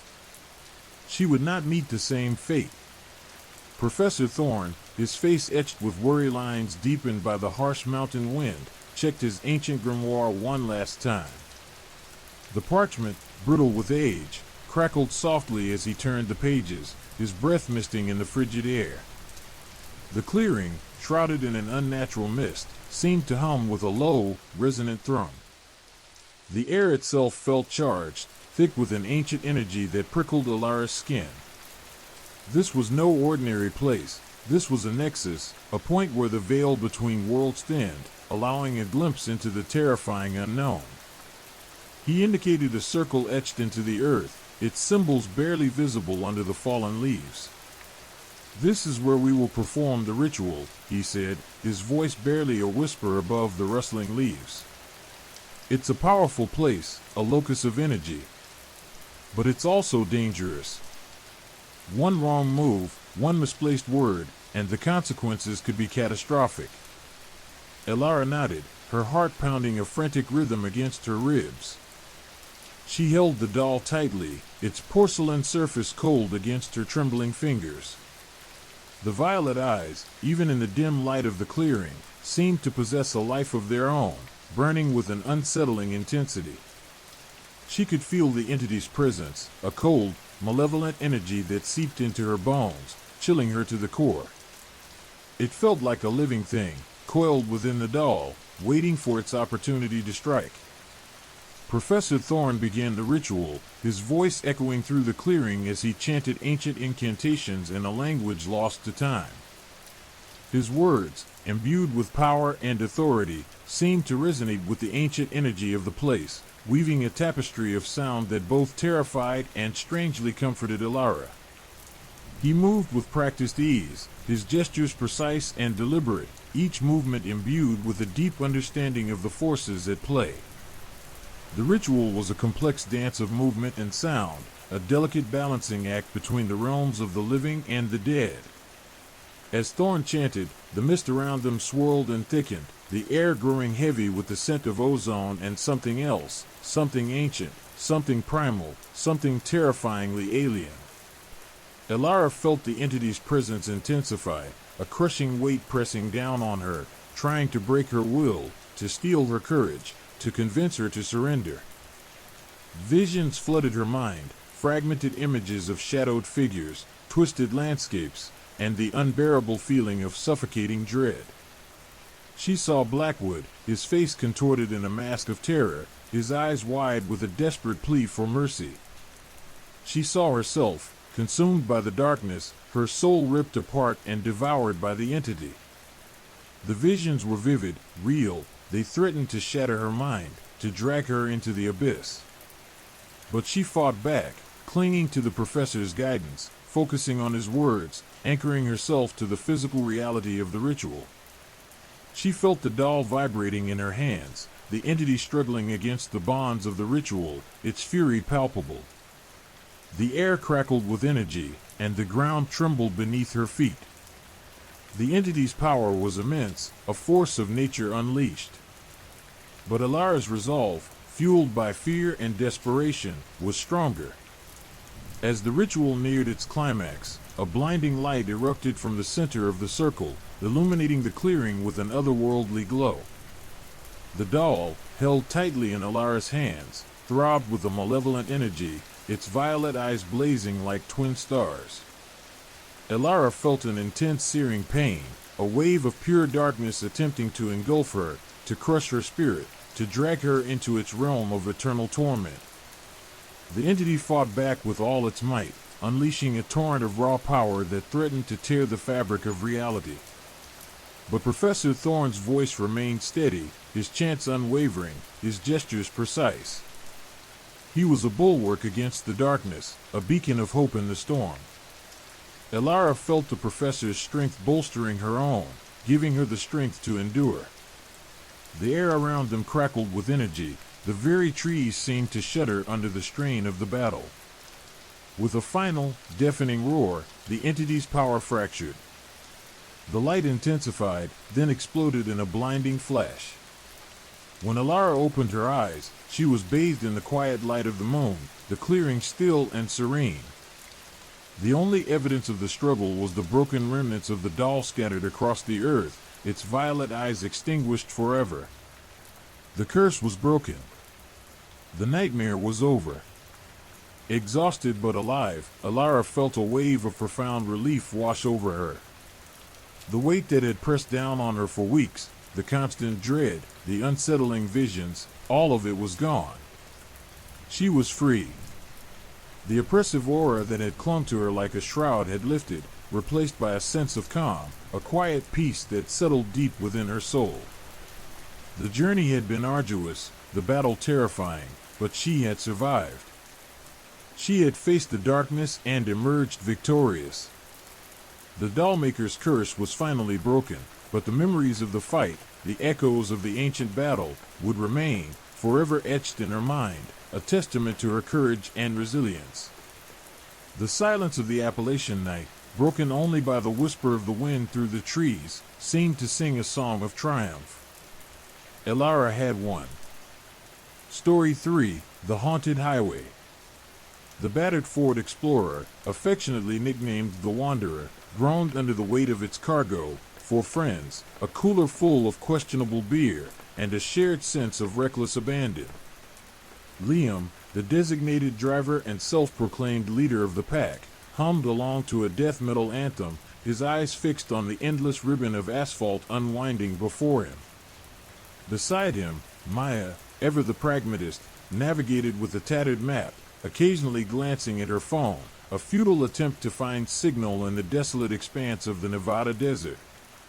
In the back, Chloe, the resident artist, sketched furiously in her notebook, capturing the stark beauty of the landscape, the jagged mountains silhouetted against a bruised twilight sky, the endless stretch of scrubland shimmering with an unnatural heat haze. And then there was Noah, the quiet observer, his gaze drifting between the passing scenery and the swirling dust devils dancing on the horizon, a pensive expression etched on his face. Their destination, the Devil's Backbone, a remote mountain range rumored to be haunted by a malevolent entity, a legendary creature whispered about in hushed tones around campfires. Liam, fueled by a potent cocktail of adrenaline and youthful arrogance, had insisted on this particular route, dismissing the locals' warnings as folklore. He craved the thrill, the adrenaline rush of pushing boundaries, of venturing into the unknown. The others, initially hesitant, had eventually succumbed to his infectious enthusiasm, a mixture of curiosity and a desire to escape the mundane routine of their lives. They had planned this trip for months, a desperate bid for adventure, a chance to break free from the shackles of reality. As dusk bled into night, the landscape transformed into a surreal dreamscape. The sky, once a vibrant tapestry of colors, was now a canvas of deep indigo, sprinkled with the faintest dusting of stars. The air grew colder, a chilling wind whipping through the desert, carrying with it the scent of dust and something else, something indefinably sinister. The silence, broken only by the hum of the engine and the occasional mournful cry of a coyote, pressed in on them, amplifying the growing unease that settled deep within their bones. Maya, ever practical, began to voice her concerns. "Liam," she said, her voice barely a whisper above the rumble of the engine, "maybe we should turn back. It's getting really late, and this road, it doesn't look safe." Liam scoffed, his hand tightening on the steering wheel. "Relax, Maya. It's just a road. And besides, we're almost there." He tried to sound confident, but even he couldn't completely mask the tremor in his voice. A strange tension had settled over them, a palpable unease that transcended mere fear. It was as though the very air itself was charged with a malevolent energy, a presence that prickled their skin and sent shivers down their spines. Chloe, usually the life of the party, had become unusually quiet, her vibrant energy subdued. She stared out the window, her gaze fixed on the undulating landscape, a look of stark terror etched on her face. She had started seeing things, fleeting glimpses of shadowy figures flitting through the periphery, distorted faces peering from behind the rugged rocks, whispers carried on the wind that seemed to speak her name. Noah, usually the quiet observer, had become withdrawn, his silence more profound than usual. He gripped a worn leather-bound book, a collection of local legends and folklore he'd found in a dusty bookstore back home. He kept flipping through the pages, muttering unintelligible words, occasionally glancing up at the road with a look of dawning horror in his eyes. The further they drove, the more unsettling the surroundings became. The road, already barely discernible in the darkness, deteriorated further, becoming a treacherous track littered with potholes and loose rocks. The air grew heavy, thick with a palpable sense of dread. They passed abandoned mining towns, their skeletal remains silhouetted against the moonlit sky, each a silent testament to forgotten tragedies and lost souls. Suddenly, Liam slammed on the brakes, the tires screeching against the gravel. The Explorer lurched violently, sending the occupants tumbling against their seatbelts. "What the hell was that?" he exclaimed, his voice tight with fear. In the distance, a faint light flickered, a ghostly glow that seemed to pulse with an unnatural rhythm. It was a macabre dance of light and shadow, beckoning them closer, drawing them into its ethereal embrace. As they watched, transfixed by the eerie luminescence, a cold wind swept through the desert, raising goosebumps on their arms. The temperature plummeted, and a thick fog rolled in, obscuring the road ahead, turning their surroundings into a swirling vortex of white. Chloe let out a scream, pointing towards a shadowy figure emerging from the fog. It was tall and gaunt, its features obscured by the swirling mist, but its presence was unmistakably menacing. The figure seemed to glide towards them, its movements silent and unnatural, a specter from another world. Fear, raw and primal, gripped them. They were trapped, surrounded by an invisible force, caught in the clutches of an ancient evil. The devil's backbone was more than just a mountain range. It was a gateway, a portal to a realm of unimaginable horror. The road trip, once a carefree adventure, had become a desperate fight for survival, a terrifying descent into the heart of darkness. Their youthful exuberance was replaced by a chilling terror, a deep-seated dread that threatened to consume them entirely. The laughter and jokes of earlier that day felt like a distant memory, a cruel joke played on them by fate. The fog thickened, swallowing the explorer whole. The ghostly light pulsed closer, its malevolent energy seeping into the car, wrapping around them like a suffocating shroud. They were alone, lost in the desolate heart of the desert, surrounded by an ancient evil that had been waiting for them for centuries. The road trip had become a terrifying nightmare, a descent into the unknown, a battle for their very souls. And the end was nowhere in sight. The chilling silence of the desert night was broken only by their ragged breaths and the pounding of their own hearts, each beat a stark reminder of their mortal vulnerability in the face of unimaginable terror. They were prey, and the hunt had begun. The fog, a swirling, malevolent entity in itself, pressed against the windows of the explorer, blurring the already indistinct landscape into a chaotic swirl of white. Visibility dropped to near zero, the headlights cutting through the dense mist like feeble swords against a spectral army. The chilling silence, broken only by the frantic thump-thump-thump of their hearts, was punctuated by the occasional, unnerving creak of the aging vehicle. Liam, his youthful bravado replaced by a stark, primal fear, gripped the steering wheel, his knuckles white as bone. Suddenly, a piercing shriek tore through the suffocating silence, Chloe's voice, high-pitched and filled with terror. She pointed a trembling finger towards the fog, her eyes wide with a horror that went beyond simple fear. "There," she gasped, her voice barely audible above the wind's mournful howl. "Something's in there. I can see it." Through the swirling mist, fleeting glimpses of movement appeared, shadowy forms that seemed to writhe and twist, their shapes amorphous and unsettling. They moved with an unnatural grace, gliding rather than walking, their movements fluid and silent, like phantoms gliding through the night. Were they figments of their imaginations, fueled by fear and exhaustion? Or were they something far more sinister? Noah, his face pale and drawn, clutched his book tighter, his lips moving silently, as if reciting a prayer or an incantation. He muttered something under his breath, a string of words that sounded like a forgotten language, laced with an undercurrent of desperate supplication. His eyes, usually calm and observant, were now filled with a chilling understanding, a recognition of something ancient and malevolent.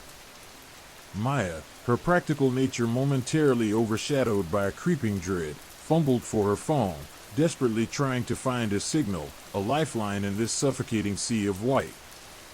The desperate need for connection, for communication with the outside world, amplified the feeling of isolation, the knowledge that they were utterly alone, stranded in this desolate, God-forsaken place. The ghostly light they had seen earlier, that macabre dance of light and shadow, seemed to have intensified, growing brighter, pulsing with a malevolent energy that seemed to emanate from the very heart of the fog. It was as if the mist itself was alive, sentient, a swirling vortex of malevolent energy, drawing them inexorably into its embrace. It pulsed with a rhythm that matched the beat of their own terrified hearts, a mocking reminder of their precarious position. As they crept forward, inching through the fog-choked landscape, they saw more things, fleeting glimpses of things that shouldn't exist. Distorted faces appeared at the edges of their vision, their features obscured by the mist, but their expressions of pure, unadulterated malice, were clear. They saw gnarled, skeletal trees that seemed to writhe and twist in the mist, their branches like grasping claws reaching out from the fog, trying to snag the car. Then, a low, guttural growl, echoing through the fog, sent shivers down their spines. It was a sound that emanated from deep within the earth, a sound that spoke of things older than time itself, things that predated humanity. It was a sound that spoke of death and decay, of unspeakable horrors hidden in the shadows. Liam, despite his fear, pressed on, his determination fueled by a desperate need to escape this nightmare. He pressed the accelerator, the tires spinning briefly before gripping the loose gravel, the Explorer bucking and swaying as it fought its way through the dense fog. The ghostly light was closer now, its malevolent energy intensifying, seeming to reach out to them, trying to pull them into its spectral realm. The car jolted violently, throwing them against their seatbelts. They heard a sickening crunch, followed by the sound of metal groaning under immense pressure. Liam fought to regain control, his face contorted in a mask of desperation. He wrestled with the steering wheel, struggling against some unseen force that was trying to pull them off the road. Suddenly, a chilling wail sliced through the night, a sound that echoed the anguish of 1,000 lost souls. The sound seemed to come from everywhere and nowhere at once, a symphony of despair that resonated deep within their bones. They felt a sickening pull, a gravitational force that seemed to tug at their souls, dragging them downwards, towards something dark and terrible. The fog thickened, obscuring everything, swallowing the Explorer whole, trapping them in its suffocating embrace. They were adrift in a sea of white, lost in a spectral landscape where reality and nightmare bled into each other. Their fear was no longer a mere emotion. It had become a physical force, a crushing weight pressing down upon them, threatening to shatter their sanity. Then, through a momentary break in the fog, they saw it, a vast, shadowy figure looming in the distance, its form indistinct but its presence overwhelmingly powerful. It was impossibly tall, its limbs elongated and unnatural, its movements fluid and silent, like a wraith gliding through the night. Its presence was saturated with an overwhelming malevolent energy, the very air around it seeming to crackle with unseen power. The figure seemed to be drawn to them, its spectral gaze fixed upon the Explorer, its silent approach filled with an ancient, implacable menace. They were prey, and the hunt had begun. The very fabric of reality seemed to tear and unravel around them, the boundaries between the world of the living and the realm of the dead blurring, fading into each other. Liam slammed on the brakes, the tires screeching in protest against the relentless assault of the fog. The Explorer shuddered, its lights flickering erratically, casting grotesque shadows on the swirling mist. The engine coughed and sputtered, threatening to give out at any moment. They were trapped, surrounded by an unseen, ancient evil, their only hope flickering like a dying candle in the storm. The haunting cries and growls continued, intensifying with each passing moment, a symphony of terror that seemed to claw at their minds, threatening to drive them to the brink of madness. The ghostly light pulsed closer, its malevolent energy wrapping around them like a suffocating shroud, its spectral touch freezing their blood and stealing their breath. They were lost, consumed by an ancient evil that lay hidden beneath the surface of the seemingly serene Nevada desert. Their journey had become a terrifying descent into the depths of hell, a relentless chase for survival against forces beyond comprehension. The haunted highway had claimed its prey, and the night was far from over. The whispers on the wind carried the chilling promise of what was yet to come, a promise of unspeakable horrors that would test their sanity, their courage, and their very souls. The devil's backbone was not just a mountain range, it was a gateway to the unknown, and they had stumbled into its ghastly embrace. The road ahead, or perhaps the road behind, promised only more terror, more chilling encounters with the unimaginable. Their desperate struggle for survival had just begun. The monstrous shadow loomed larger now, its form solidifying from the swirling mists. It wasn't merely tall, it was impossibly so, its height defying all earthly logic. Limbs like gnarled branches stretched towards them, tipped with what seemed to be clawed fingers, impossibly long and impossibly sharp. The air crackled with a palpable energy, a malevolent hum that vibrated in their bones, a physical manifestation of pure, unadulterated evil. It moved with a speed that defied comprehension, gliding across the asphalt rather than walking, leaving no tracks, no evidence of its passage except for the ever-growing dread that constricted their chests. Liam, adrenaline coursing through his veins, wrestled with the steering wheel, fighting against a force that seemed to be pulling them sideways, towards the monstrous figure. The explorer groaned under the strain, the tires screaming in protest as he fought to maintain control. The engine sputtered, coughing and wheezing like a dying beast, threatening to give up the fight entirely. Each second felt like an eternity, stretched thin by terror and the impending doom that loomed in the form of the monstrous silhouette. Chloe screamed again, a raw, primal sound that was swallowed by the roaring wind and the grinding metal. The shadowy figure was almost upon them, its presence suffocating, its malevolent energy seeping into the car, chilling them to the core. They could almost feel its icy breath on their necks, its gaze burning into their souls, piercing the thin veil of their terrified minds.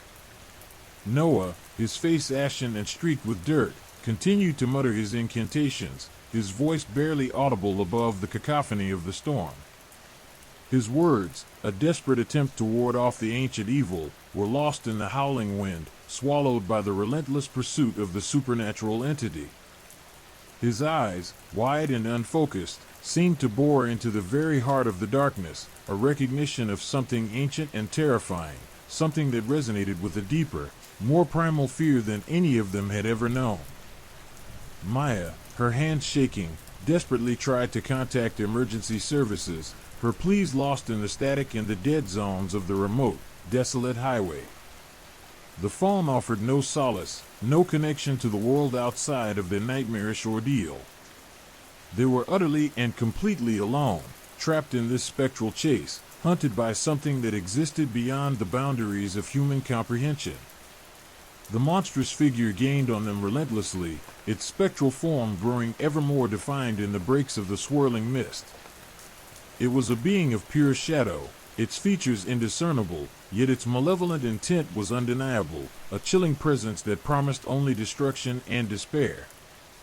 Its long, skeletal fingers stretched out, almost touching the explorer, their icy touch a phantom sensation that sent a shiver of icy terror down their spines. Liam swerved violently, avoiding a direct collision, the explorer skidding on the loose gravel. The car fishtailed wildly, the tires screaming in protest against the relentless assault of the unnatural forces that were pushing them towards the precipice of oblivion. The sense of impending doom was palpable, a suffocating weight pressing down on them, threatening to crush their spirits and snuff out their last vestiges of hope. As they careened around a sharp bend, the lights of the car flickered violently, plunging them into momentary darkness before reigniting with a weak, sputtering light. The engine roared in protest, struggling against an unseen force that seemed determined to stop them, to bring their desperate escape to an abrupt and violent end. The feeling of being hunted was no longer just a terrifying concept. It was a visceral, physical reality, a palpable dread that enveloped them, suffocating them with its presence. A sudden, blinding flash of light illuminated the monstrous form, revealing a grotesque detail, a gaping maw filled with rows of razor-sharp teeth, a silent scream trapped in its terrifying grin. The monstrous shadow was closer now, so close they could almost feel the chill of its touch, its malevolent energy a tangible force that threatened to consume them. Liam, fueled by sheer terror and a desperate will to survive, fought back with everything he had. He pumped the gas pedal, the engine straining under the immense pressure, pushing the Explorer to its absolute limit. He weaved through the treacherous curves, his every movement precise, almost instinctual, guided by a desperate hope of escape, a prayer whispered on the wind. The chase continued, a nightmarish ballet of terror and desperation, a frantic dance with death played out under the malevolent gaze of their supernatural pursuer. The shadowy figure remained relentless, its pursuit unwavering, its presence a suffocating shroud that followed them, a harbinger of doom that echoed the unsettling growls and wails that seemed to emanate from the heart of the fog. The landscape around them blurred into a chaotic mess of swirling mist and shadowy forms, the reality of their surroundings lost in the horror of their pursuit. They were no longer merely driving, they were fleeing, running from something ancient, something powerful, something that existed beyond the bounds of human understanding. The highway, once a path of mundane travel, transformed into a treacherous pathway to an abyss, a gateway to the unknown that seemed to draw them inexorably closer to an unknown, horrifying end. Suddenly, the fog began to thin, revealing a sliver of the star-studded Nevada sky. In the distance, they saw a glimmer of hope, a sign of civilization, a faint light breaking through the darkness. With renewed determination, Liam pressed on, the engine screaming its protest but still functioning, pushing the Explorer towards salvation. But the monstrous figure was still there, following them, its shadowy form growing smaller, but its presence just as palpable, a menacing reminder of their terrifying encounter. They continued to drive, the tension palpable within the vehicle. The silence was deafening now, broken only by the strained breath of the occupants and the persistent growl of the engine. The supernatural chase continued, a silent, deadly game of cat and mouse played out under the watchful eyes of an ancient, unforgiving evil. The road stretched before them, a ribbon of hope in the desolate landscape, a pathway to escape from the suffocating grip of the supernatural entity. But the haunting memory of the chase, the terrifying glimpse of the otherworldly being, would remain etched in their minds, a chilling reminder of their brush with death, a reminder that some things are better left undisturbed in the dark corners of the unknown. Their escape was not an ending, but a beginning of a life forever changed by the horrors they had encountered on the Devil's Backbone, a life lived under the shadow of an unseen evil that lurked just beyond the veil of reality. The silence that fell after the immediate threat had passed was filled not with relief, but with the chilling certainty that they had been touched by something ancient and malevolent, something that was not yet done with them. The haunted highway was behind them, for now, but its memory, like a chilling shadow, clung to them, threatening to consume them from within. The night was over, but the horror was only just beginning. The silence in the Explorer was thick, heavy with unspoken fears. The adrenaline had begun to recede, leaving behind a bone-deep chill that no amount of shivering could dispel. The Nevada dawn painted the eastern sky in hues of bruised purple and angry orange, a stark contrast to the icy dread that gripped them. They were safe, for now. The monstrous entity had vanished as quickly as it had appeared, leaving behind only the lingering scent of ozone and the echoing silence of the desert. Liam, his hand still trembling on the steering wheel, finally spoke, his voice a hoarse whisper. What was that?" Chloe, her eyes wide and unfocused, stared blankly ahead. The scream was still trapped in her throat, a choked sob escaping her lips. I don't know," she managed, her voice trembling. Something ancient." Noah, his face pale and drawn, slowly closed his eyes, his fingers still tracing the faded symbols on his amulet. He remained silent for a long moment, his breathing shallow and uneven. "It was a jinn," he finally murmured, his voice barely audible. "A powerful one, bound to this place, this road." Maya, her phone clutched tightly in her hand, finally managed to establish a weak signal. The relief was palpable, but the fear remained, a cold knot tightening in her stomach. "We need to get to a town," she said, her voice shaky. "We need to report this." The ensuing drive was filled with a tense silence, punctuated only by the occasional shudder of the explorer and the nervous glances exchanged between the friends. They recounted their experience in fragments, their memories jumbled and disjointed, the horror of the chase blurring the edges of reality. They spoke of the swirling mists, the impossible speed, the overwhelming sense of dread. Each detail added to the mounting horror, painting a picture of something ancient and malevolent, something that defied logic and reason. As they approached the small, dusty town of Beatty, they discussed their options. Reporting the incident to the authorities seemed ludicrous. Who would believe their story of a monstrous, supernatural entity haunting a desolate highway? The thought of being labeled as crazy or delusional was enough to make them hesitant. Yet, the silence of the desert held a promise of a return. The experience had branded them, woven itself into their consciousness in a way they couldn't ignore. They were not only survivors, they were witnesses. And their witness could not remain silent. The local sheriff, a weary-looking man with eyes that had seen too much, listened to their story with a mixture of skepticism and reluctant fascination. He was a man of the desert, steeped in the lore and legends of the region, and the tale of a monstrous entity was not entirely foreign to him. He didn't dismiss them outright, but his subtle skepticism was apparent. He offered them coffee and a place to rest while he made some calls, attempting to find some basis for their incredible story. While they rested, they researched what they'd witnessed. Noah's mention of a jinn sparked their search. They discovered countless folk tales and legends about desert spirits, entities bound to specific locations, fueled by the concentrated energy of the land. They learned of the power of certain rituals and incantations, how they could both bind and unbind these entities. The information they uncovered was both terrifying and exhilarating. It confirmed their suspicions, but also added layers of complexity and danger to their already harrowing experience. The sheriff, after a fruitless search of local records and interviews with longtime residents, cautiously suggested that perhaps their experience was a manifestation of sleep deprivation, stress, and the hallucinogenic properties of certain desert plants.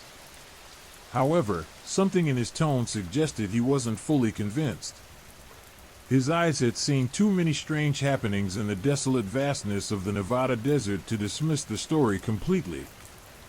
That night, as they lay in the motel room, the four friends tried to process what they had experienced. The reality of their close brush with death was slowly dawning on them. They were fortunate to be alive. They were haunted, but alive. The stories they had found deepened the understanding of the creature they'd encountered. The jinn was a being of immense power, capable of manipulating the very fabric of reality. It was bound to the haunted highway, its power fueled by the collective energy of those who had perished on its desolate expanse. The mystery of the haunted highway, however, was far from solved. They now understood the nature of the being that pursued them, but the reasons behind its actions remained shrouded in mystery. Why had it chosen them? What was its ultimate goal? The questions lingered, unanswered, adding another layer of fear and unease to their already harrowing experience. The haunted highway had revealed its terrifying secrets, but those secrets were just the beginning of a journey into the unknown, a journey they were now bound to take. Their research led them to old maps, obscure historical records, and forgotten legends. They discovered that the highway, known locally as the Devil's Backbone, had a dark history. Countless accidents, disappearances, and unexplained phenomena had been reported over the years. The local lore spoke of a malevolent entity that haunted the road, feeding on the fear and despair of travelers. The stories painted a chilling picture of the highway's long, dark history, a history of tragedy and supernatural horror. The maps revealed an ancient burial ground located near the area where they encountered the jinn. Legend suggested that the site was a sacred place for a forgotten tribe, a place of power, where the spirits of the dead were said to linger. The combination of the ancient burial ground and the haunted highway gave rise to a new, terrifying theory. The jinn had been awakened by their intrusion into its territory, its power amplified by the energy of the burial ground. Armed with this newfound knowledge, they felt compelled to return to the highway. This wasn't just about escaping the jinn, it was about understanding why this ancient entity had chosen them and what it truly wanted. The decision was a blend of fear and determination, the promise of a terrifying conclusion clashing with the allure of uncovering the truth. The return trip was fraught with tension, the memory of their previous encounter playing in their minds like a horror movie on repeat. They prepared themselves, armed with the knowledge they had gathered and a newfound determination to face the unknown. Noah prepared his incantations, his face set in grim determination. Liam checked the Explorer, ensuring it was in optimal condition. Chloe and Maya, despite their fear, supported their friends with a courage they didn't know they possessed. This time, the fog wasn't as thick, but the air was heavy with a palpable sense of dread. As they drove down the Devil's Backbone, they noticed subtle changes in the landscape, faint anomalies that hinted at the presence of the jinn.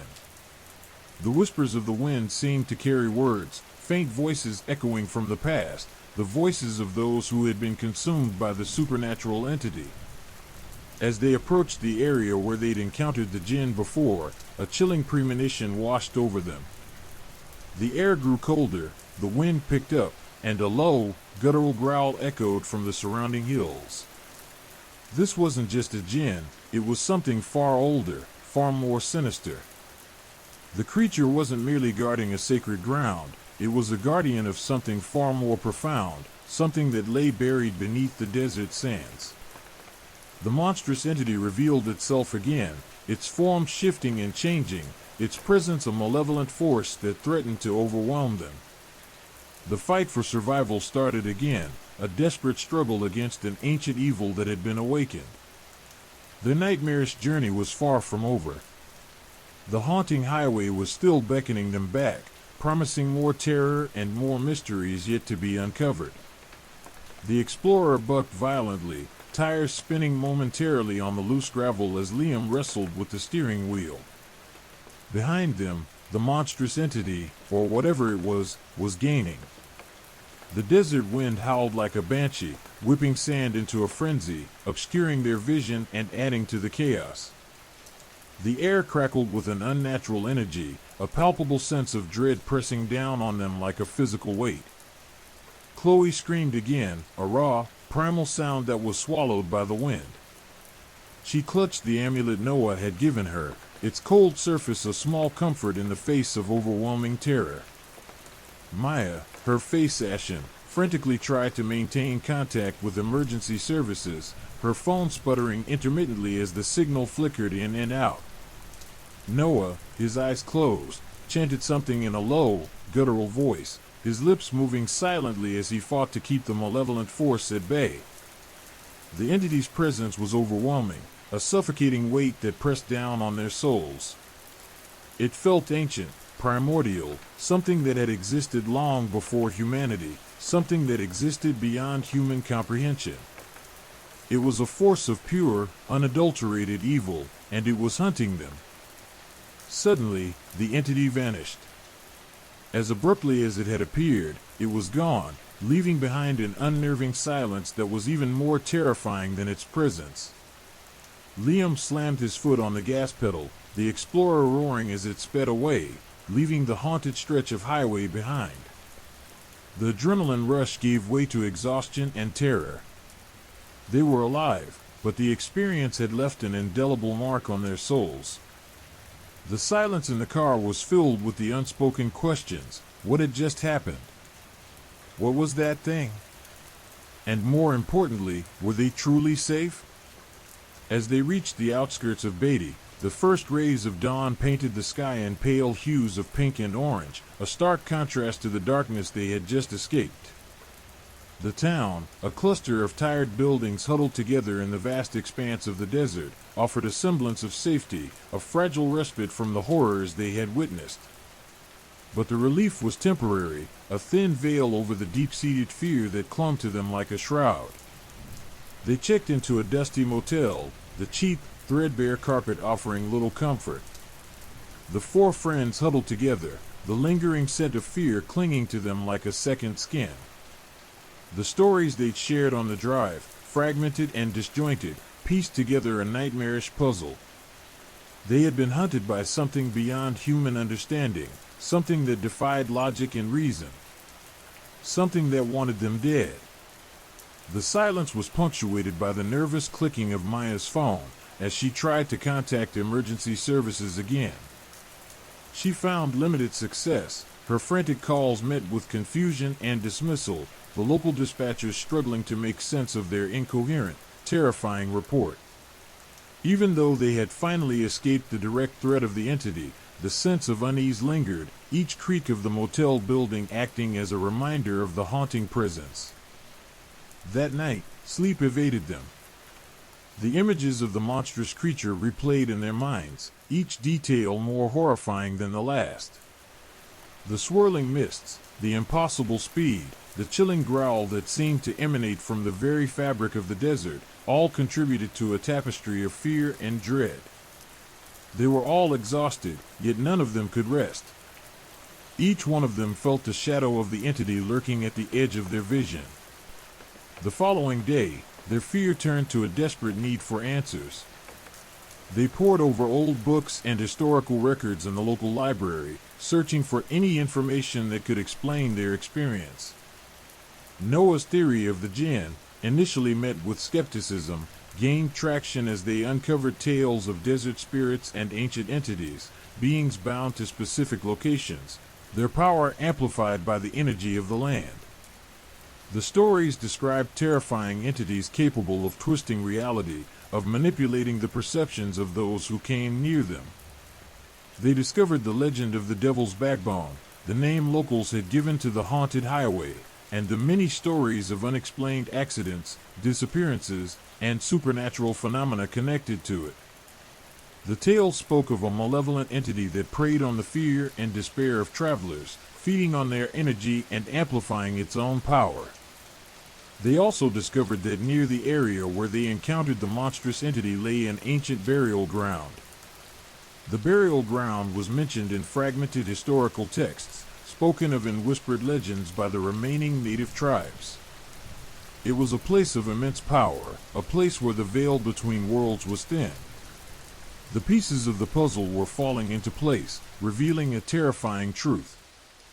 The jinn, or whatever the entity truly was, had been awakened by their intrusion into its territory. Its power, fueled by the energy of the ancient burial ground, had made it a formidable threat. The friends were not just witnesses of a supernatural event, they were participants, unintentionally awakening an ancient evil, and now, desperately trying to avoid becoming its next victims. The understanding of what had happened, however, only fueled their fear. It was no longer just a story of survival against a supernatural force. They were now on a quest to understand the origin of the creature, its power and motive. The experience had changed them, and the desert highway, once a simple route, now presented itself as a malevolent entity that needed to be confronted. They spent days researching and planning, the information they uncovered only increasing their fear but also giving them the courage to tackle the mystery.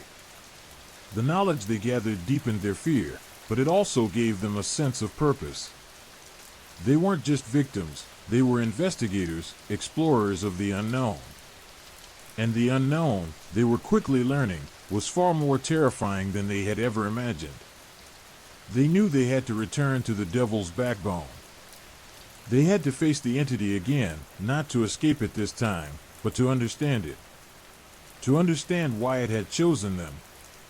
To understand the truth behind the haunted highway. The return trip was fraught with apprehension. The desert landscape, once seemingly empty, now felt ominous, every shadow a potential threat. They were no longer simply driving through the desert. They were traversing a landscape steeped in ancient evil, a place where the veil between worlds was thin and fragile. They felt eyes upon them, unseen presences watching their every move. The silence of the desert was broken only by the nervous chatter of the friends and the hum of the explorer, each sound seeming to amplify the tension. As they approached the area where they'd had their terrifying encounter, a palpable change swept over them. The air grew heavy, the wind howled with renewed intensity, and a deep, guttural growl resonated from the distance, a sound that chilled them to the bone. It was a terrifying presence, making it almost impossible for the group to continue, the fear of the unknown amplifying their dread. They knew this was just the beginning. The haunted highway had given them a glimpse into the dark heart of the desert, and they were now inextricably bound to its mystery. Their survival was no longer a simple matter of escape. It was now a quest for understanding, a quest that would lead them into the deepest, darkest corners of the unknown. The journey was far from over, and the terrifying truth was yet to be revealed. The haunted highway was waiting, its secrets whispering on the wind, promising a terrifying conclusion. Story 4: The Shadow Syndicate. The flickering neon sign of the Last Chance Saloon cast a sickly yellow glow on the rain-slicked alleyway. Rain hammered against the corrugated iron roofs, a relentless percussion accompanying the nervous drumming of Elias Thorne's fingers against his worn leather notepad. He'd been following this lead for months, a whisper in the underbelly of the city, a rumor that slithered through the darkest corners of the criminal underworld. A secret society, they called it, the Shadow Syndicate. Elias, a journalist with a nose for trouble and a penchant for the forbidden, had initially dismissed the whispers as folklore, the ramblings of conspiracy theorists. But the more he dug, the more compelling the evidence became.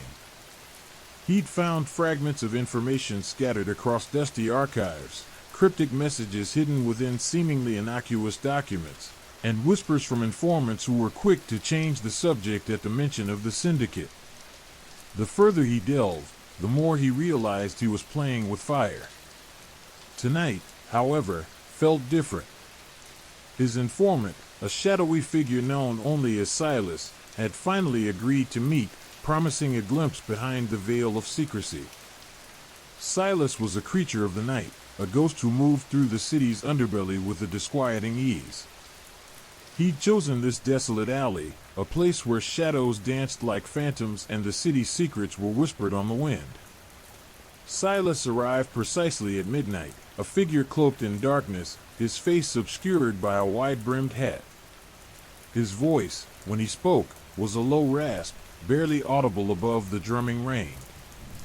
He handed Elias a small, leather-bound book, its pages brittle with age. "This is the key," Silas rasped, his breath misting in the cold night air.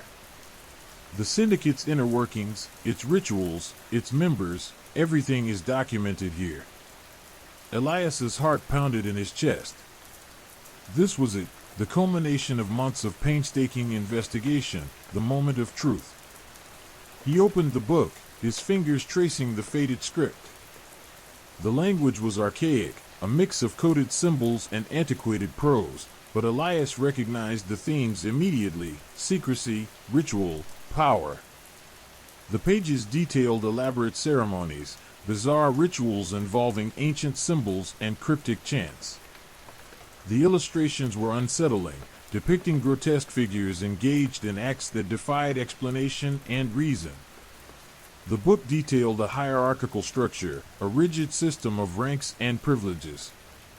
At the top, it described a shadowy figure known only as the Architect, a puppet master who pulled the strings of the syndicate from the darkness. The Architect, according to the text, was the embodiment of the syndicate's power, a ruthless leader who demanded absolute loyalty and obedience. Beneath the Architect were layers upon layers of operatives, each with their own specific roles and responsibilities, bound by a solemn oath of secrecy. The syndicate, it seemed, wasn't merely involved in typical criminal activities, it operated on a far grander, more sinister scale. As Elias delved deeper into the book's contents, he uncovered details of the syndicate's involvement in political corruption, arms trafficking, and even human trafficking. The scale of their operations was staggering, their reach extending far beyond the city limits.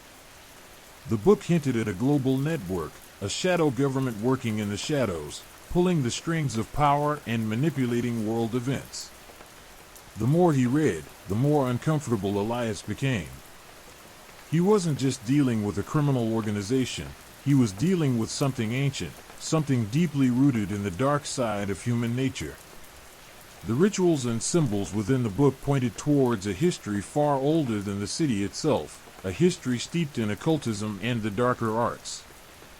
Silas's whispered warnings echoed in Elias's mind. "Be careful, Thorn," he'd said. "The syndicate doesn't take kindly to snoopers.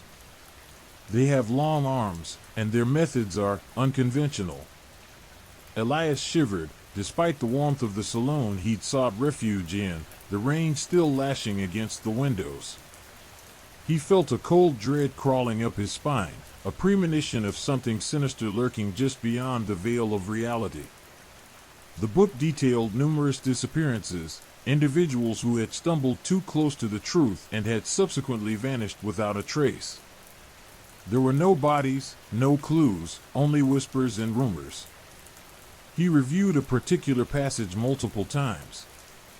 It detailed a ritual sacrifice, a human offering to appease an ancient entity the syndicate worshipped. The ritual, described with chilling detail, was conducted in a hidden location somewhere within the city's abandoned subway tunnels. The thought sent a shiver down Elias's spine. He was walking a dangerous path, a path that led into the heart of darkness. The book also revealed the syndicate's methods of recruitment, targeting ambitious individuals with a hunger for power and a willingness to do anything to achieve their goals. The society used sophisticated psychological manipulation, exploiting weaknesses and vulnerabilities to cultivate a deep sense of loyalty and unquestioning obedience. Once a member, escape was virtually impossible. Elias realized the risk he was undertaking. This wasn't just a story, it was a life-or-death struggle. The syndicate was a powerful entity, and its members were ruthless. He knew he had to be careful. One wrong move, one slip-up, and he could disappear like the others before him. He spent the next few days poring over the book, painstakingly deciphering its cryptic messages, piecing together the fragments of information into a coherent narrative. He mapped out the syndicate structure, identified key players, and pinpointed potential locations of interest. The more he learned, the more the stakes increased, the higher the risk of exposure. He realized he was in a dangerous game, and his every action had to be calculated, precise. He needed help, but who could he trust? He was wading into dark waters, and he couldn't be sure which shadows were friend or foe. The rain had stopped, but a chilling wind swept through the city, a cold breath of foreboding. Elias knew he couldn't stay in one place for too long. He had to act quickly, before the syndicate realized he was onto them. He felt the weight of their gaze, a chilling premonition that he was being watched, followed. Every shadow seemed to hold a threat, every sound seemed to carry a warning. The city, once familiar, had transformed into a labyrinth of fear, a sinister stage for a game of cat and mouse with an entity that played by its own rules. His investigation had evolved from a journalistic pursuit to a desperate fight for survival.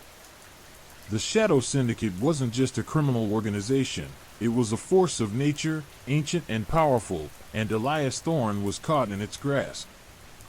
His fate, he knew, hung precariously in the balance. Elias Thorne, hard hammering a frantic rhythm against his ribs, meticulously traced the faded ink of the leather-bound book. The archaic script, a cryptic dance of symbols and arcane words, spoke of a world far older than the city's skyscrapers, a world steeped in shadows and ancient rituals. The book wasn't just a record of criminal activities, it was a blueprint of a sinister empire, meticulously crafted and brutally efficient. He'd spent days locked in his cramped apartment, the air thick with the scent of stale coffee and the pervasive smell of fear. The information within the book was a labyrinth, a complex tapestry of interconnected threads that needed careful untangling. He started by meticulously documenting the organizational chart, the hierarchical structure of the Shadow Syndicate. At the apex stood the architect, a figure shrouded in an almost mythical aura of power and mystery, a puppeteer pulling strings from the deepest recesses of the city's underbelly. Below the architect, layers of operatives, each with their specific roles, formed a web of influence that extended into every facet of city life. There were the enforcers, ruthless individuals who dealt with dissent and ensured the syndicate's iron grip on its members. Then came the collectors, responsible for gathering funds through various criminal enterprises, extortion, drug trafficking, and money laundering. Their actions were veiled in a cloak of secrecy, their operations flawlessly executed, leaving behind no traceable evidence. The facilitators, on the other hand, were the smooth operators, the ones who navigated the city's political landscape, manipulating officials and ensuring the syndicate's influence remained unchallenged. They were masters of deception, weaving a web of lies and manipulation to keep their true motives hidden.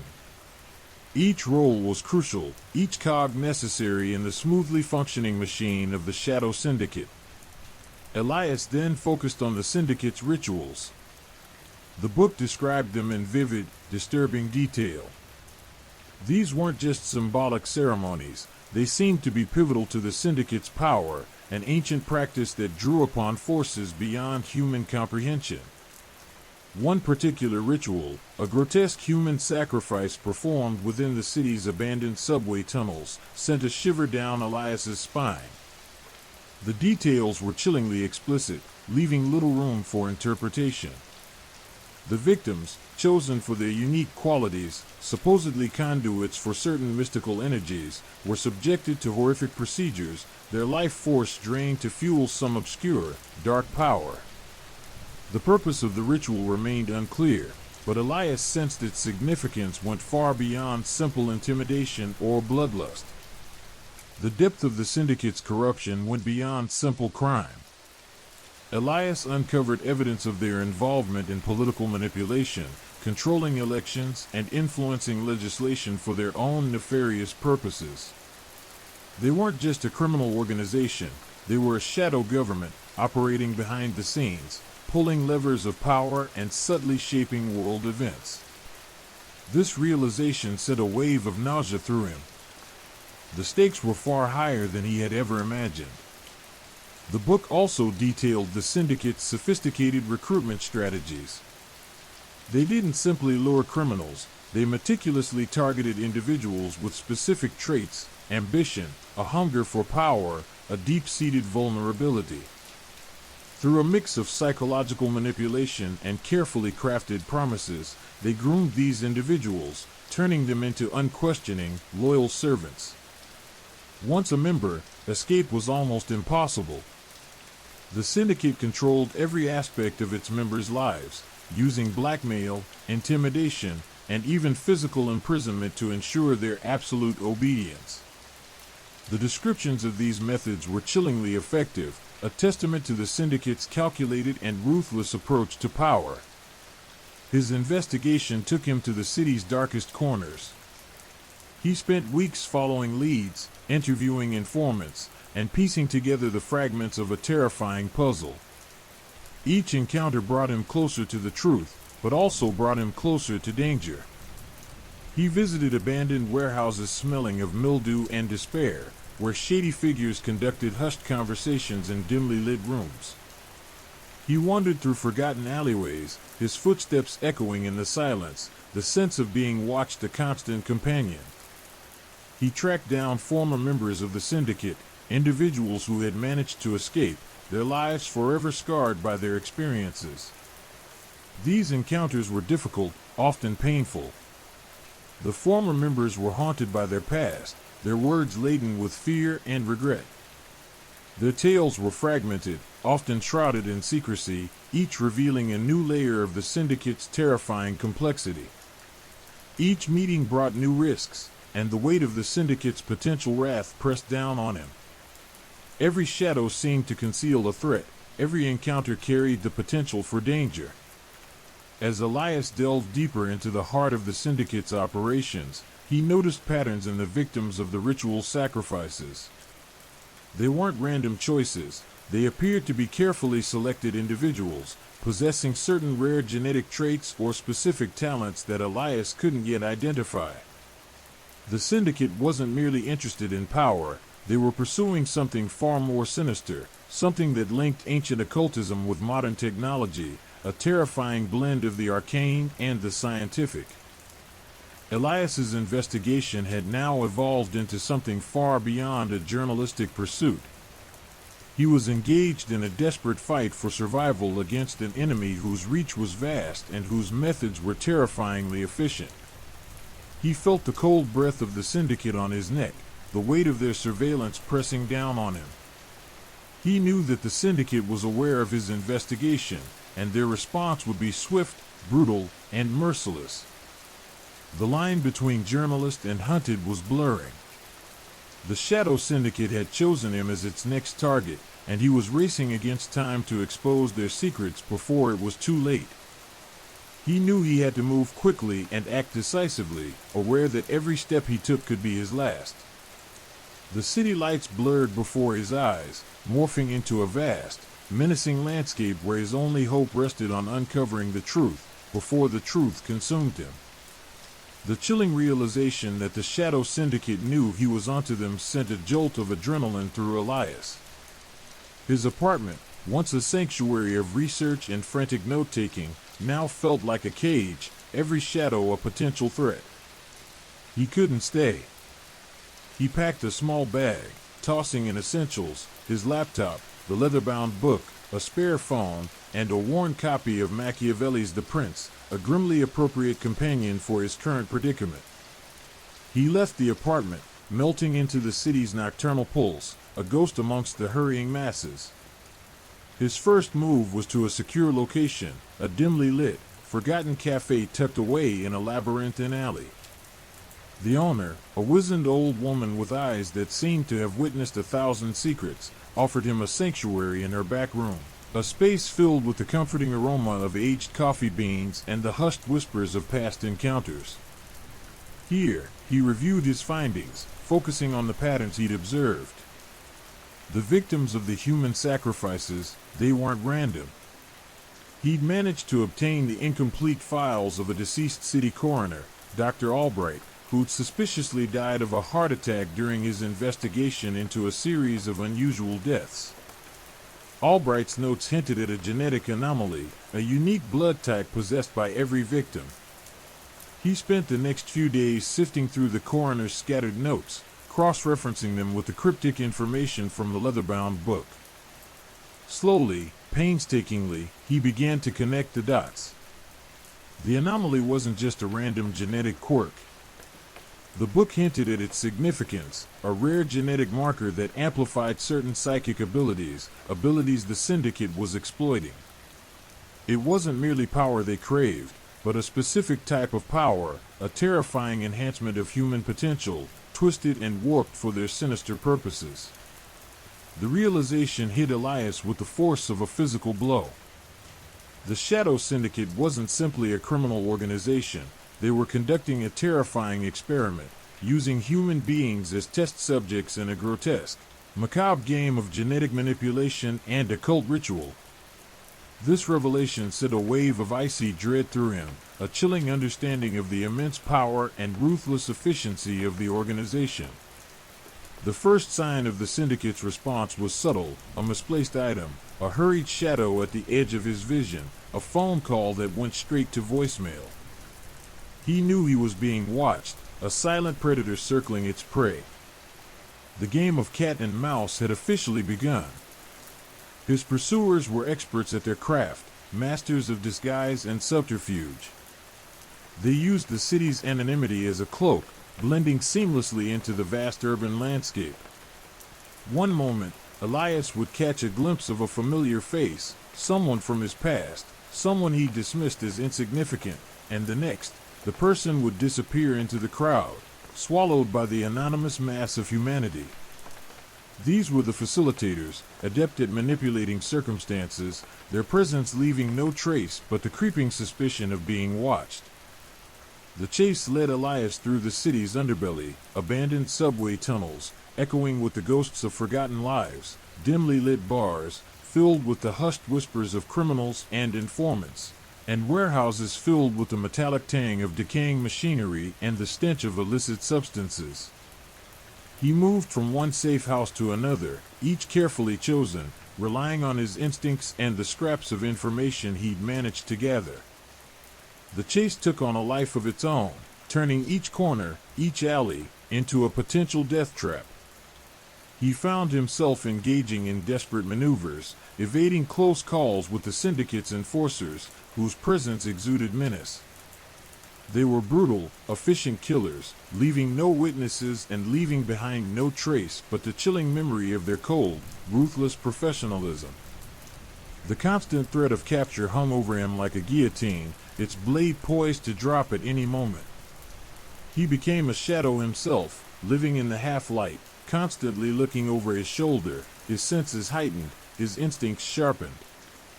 One particularly harrowing night, he found himself cornered in an abandoned factory, the air thick with the smell of rust and decay.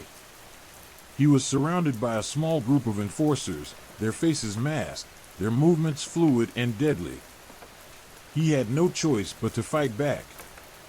He used his knowledge of the city's labyrinthine streets and his agility to his advantage, turning the decaying factory into a deadly maze. The ensuing struggle was a brutal ballet of violence, a deadly dance between hunter and hunted. He managed to escape, leaving his pursuers injured, but not defeated. He knew this wasn't the end. This was just one battle in a long, grueling war. As the chase continued, Elias delved deeper into the world of the Shadow Syndicate, uncovering more disturbing details about their activities. He uncovered evidence of human experimentation, horrifying procedures conducted in clandestine laboratories, the results of which were beyond comprehension.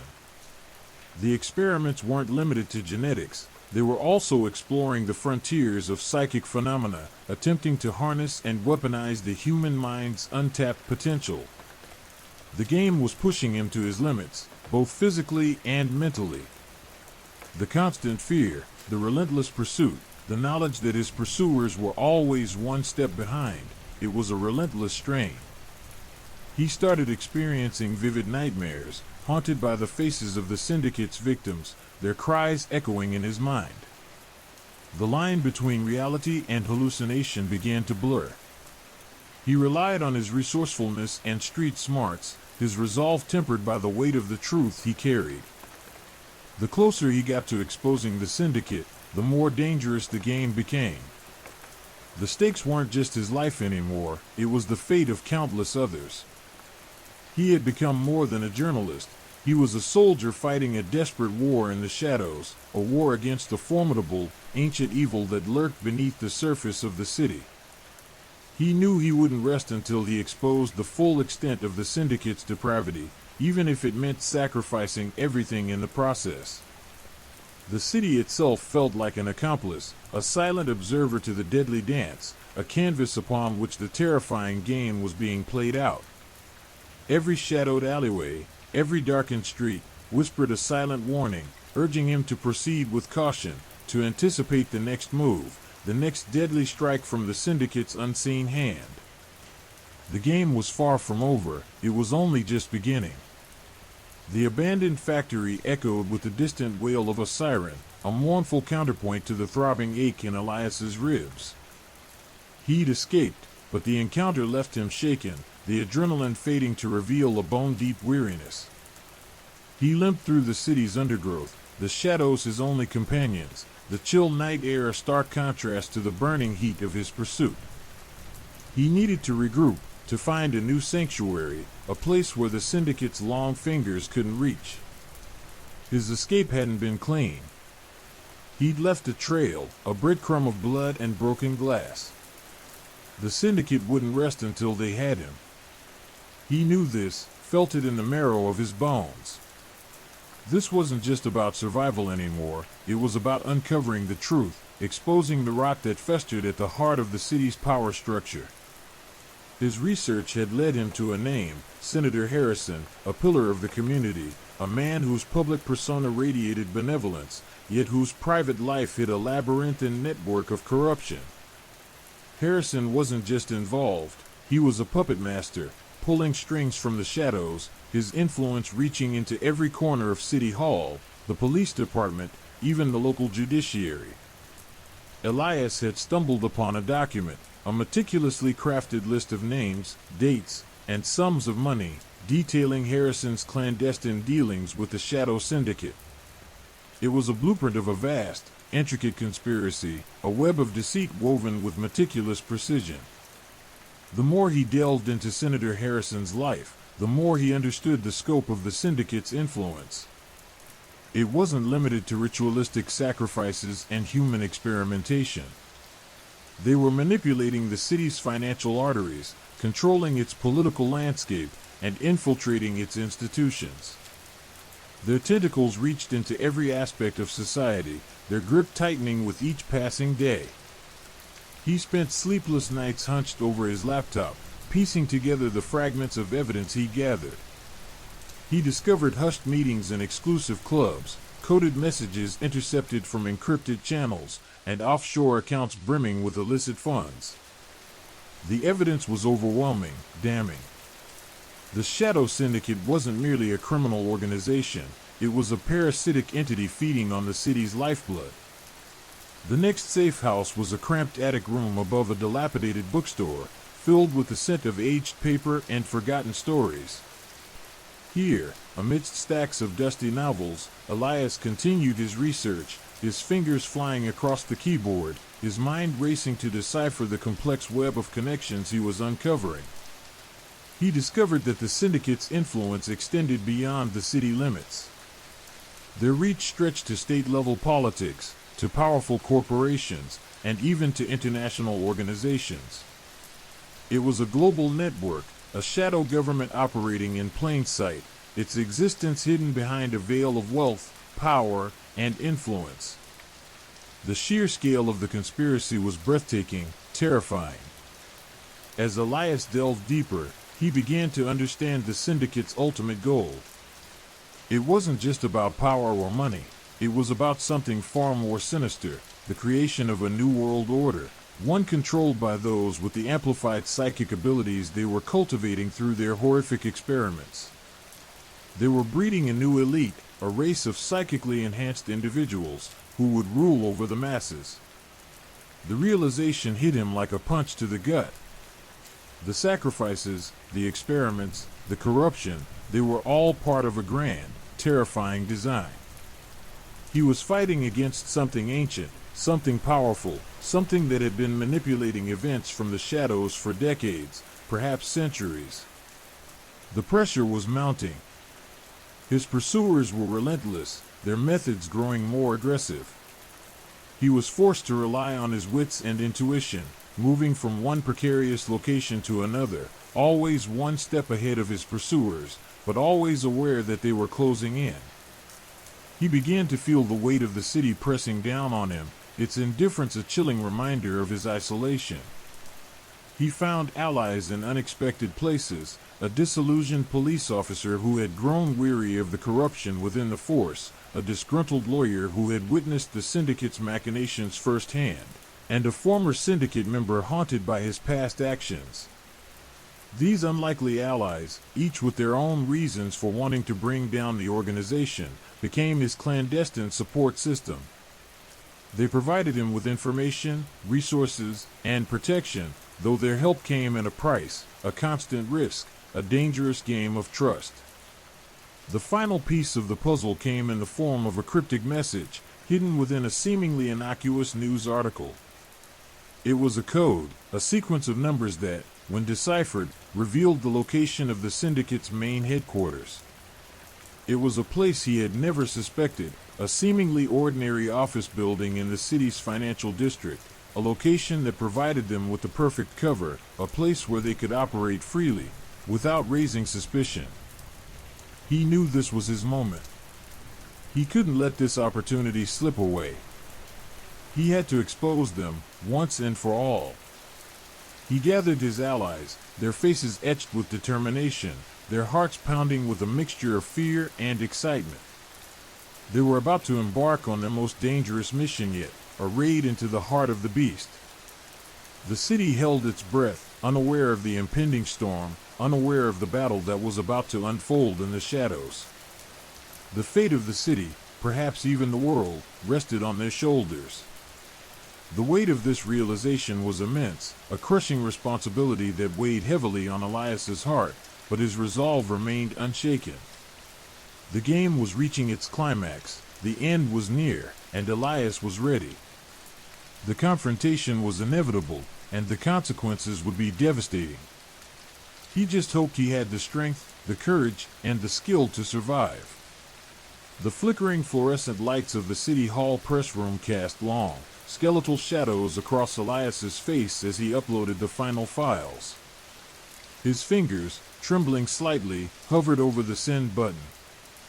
This was it. The culmination of months of painstaking research, countless sleepless nights, and a string of near-death experiences. He was about to expose the Shadow Syndicate, to rip the veil of deceit from their carefully constructed facade. The weight of the moment pressed down on him, the air thick with anticipation, the silence punctuated only by the rhythmic whirring of the computer's hard drive. The document, a meticulously compiled dossier, contained irrefutable evidence, bank statements detailing illicit transactions, intercepted communications revealing their clandestine meetings, photographs depicting their ritualistic sacrifices, and witness testimonies from those who had dared to speak out against them, their lives now hanging by a thread. It was a damning indictment of Senator Harrison and his shadowy cabal, a testament to the insidious corruption that had festered at the heart of the city for far too long. He hit send. The digital message, a digital bomb, arced across the internet, its payload destined for every major news outlet in the country. A wave of relief washed over him, quickly replaced by a surge of icy fear. He had just lit a fuse, and there was no turning back. The ensuing hours were a blur of frantic activity. The news broke like a wildfire, consuming the city in a blaze of revelations. The meticulously crafted image of Senator Harrison crumbled under the weight of the accusations, his carefully cultivated facade shattered, revealing the monstrous truth beneath. The public outcry was immediate and furious, a tidal wave of outrage and disbelief sweeping through the city. Protests erupted in the streets, demanding justice and accountability. For the first time in decades, the city's citizens were united in their anger, their voices a potent force demanding change. However, his act of defiance had come at a heavy cost. The syndicate, its carefully constructed world exposed, reacted with swift and brutal efficiency.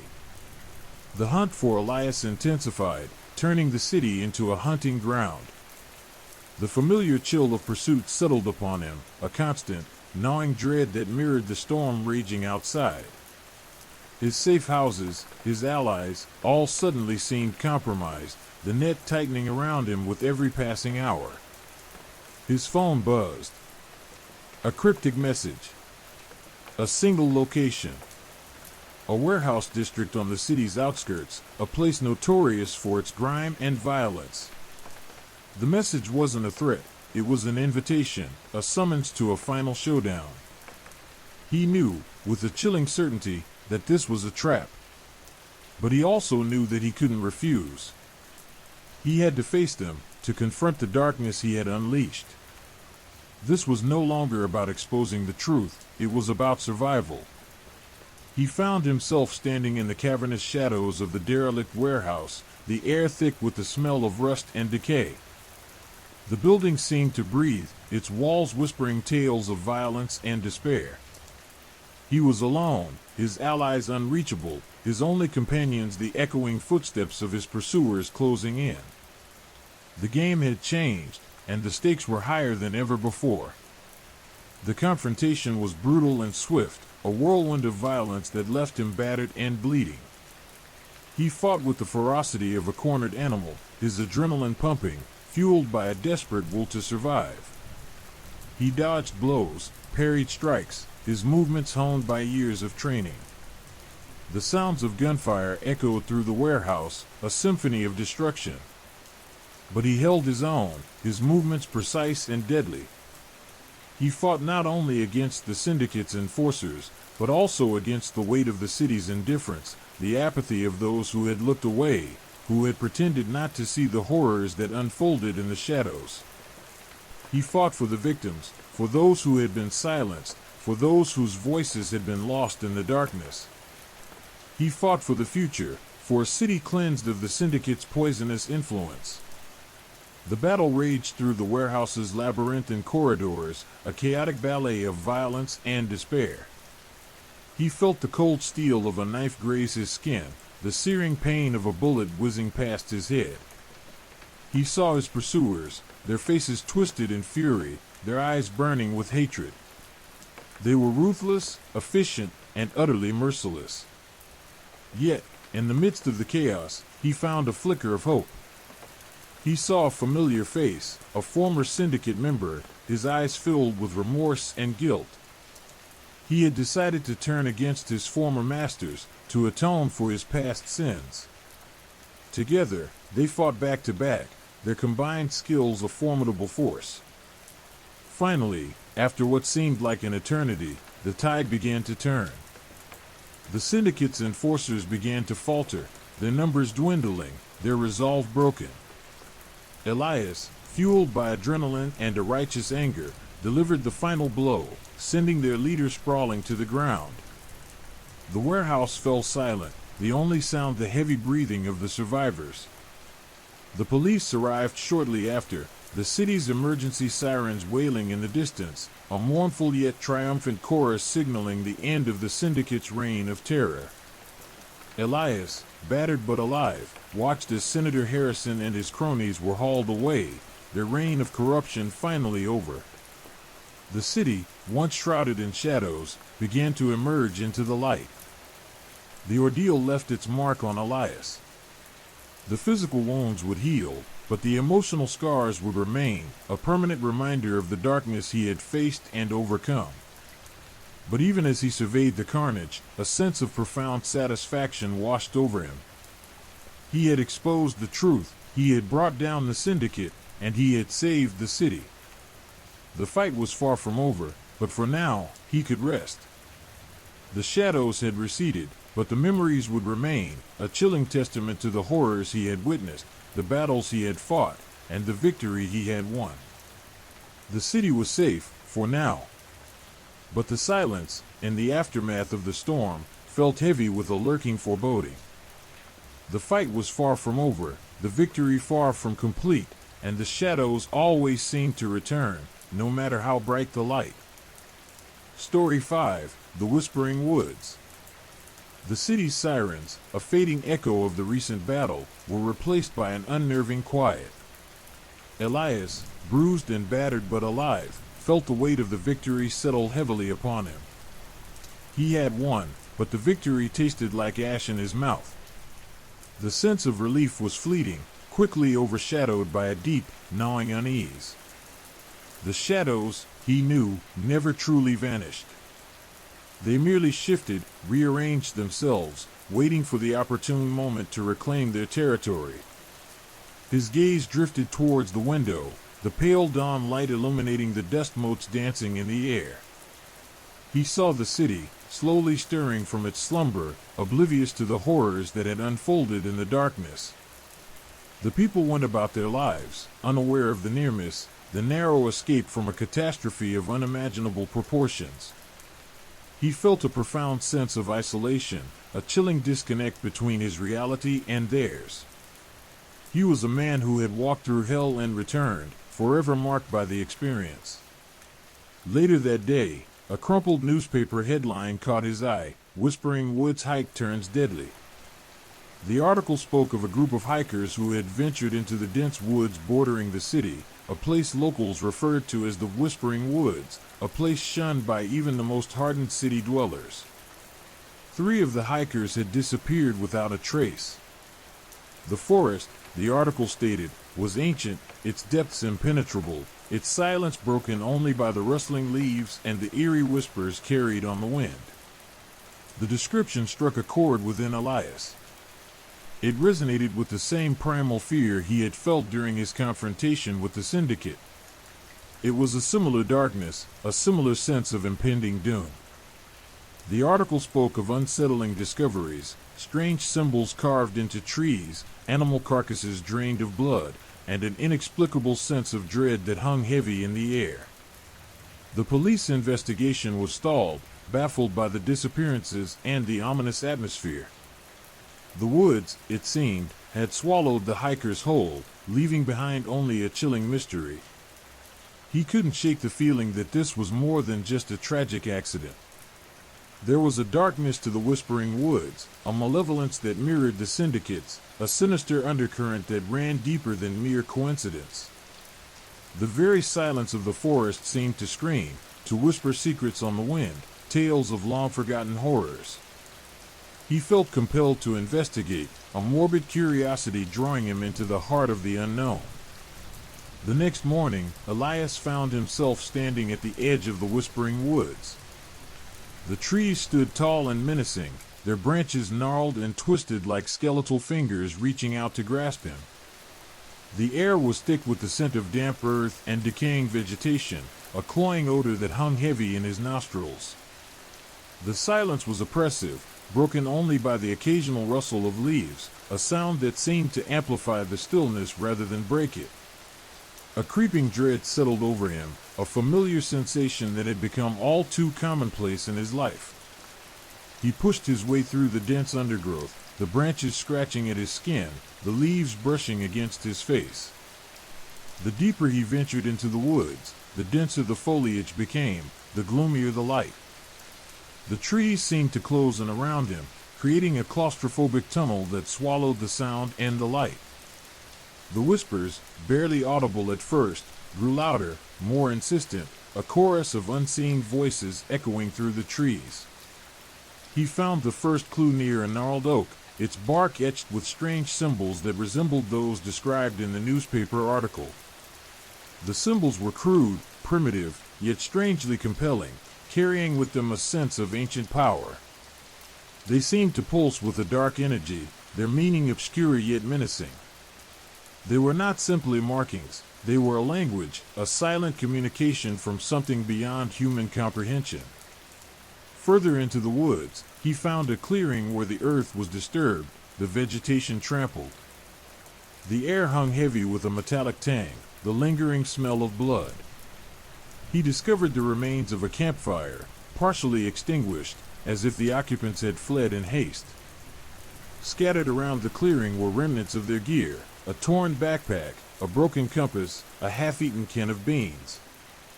The scene spoke of panic, of sudden terror, of a desperate flight from an unseen enemy. As he pressed deeper into the heart of the woods, the ground grew uneven, the terrain becoming increasingly treacherous.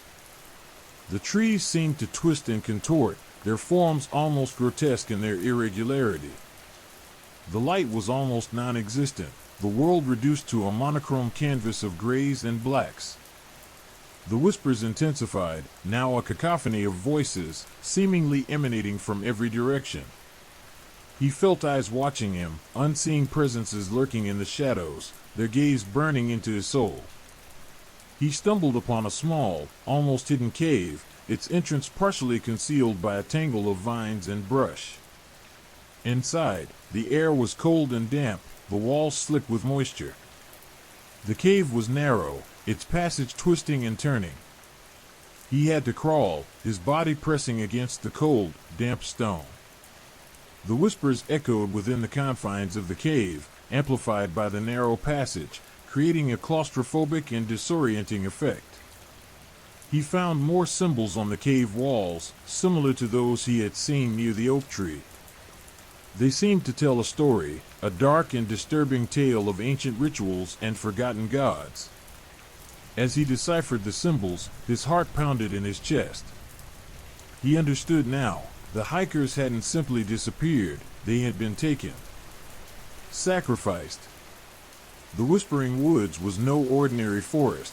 It was a place of ancient evil, a gateway to a realm beyond human understanding. The sounds of movement echoed from deeper within the cave, a rustling and scratching that grew closer with each passing second.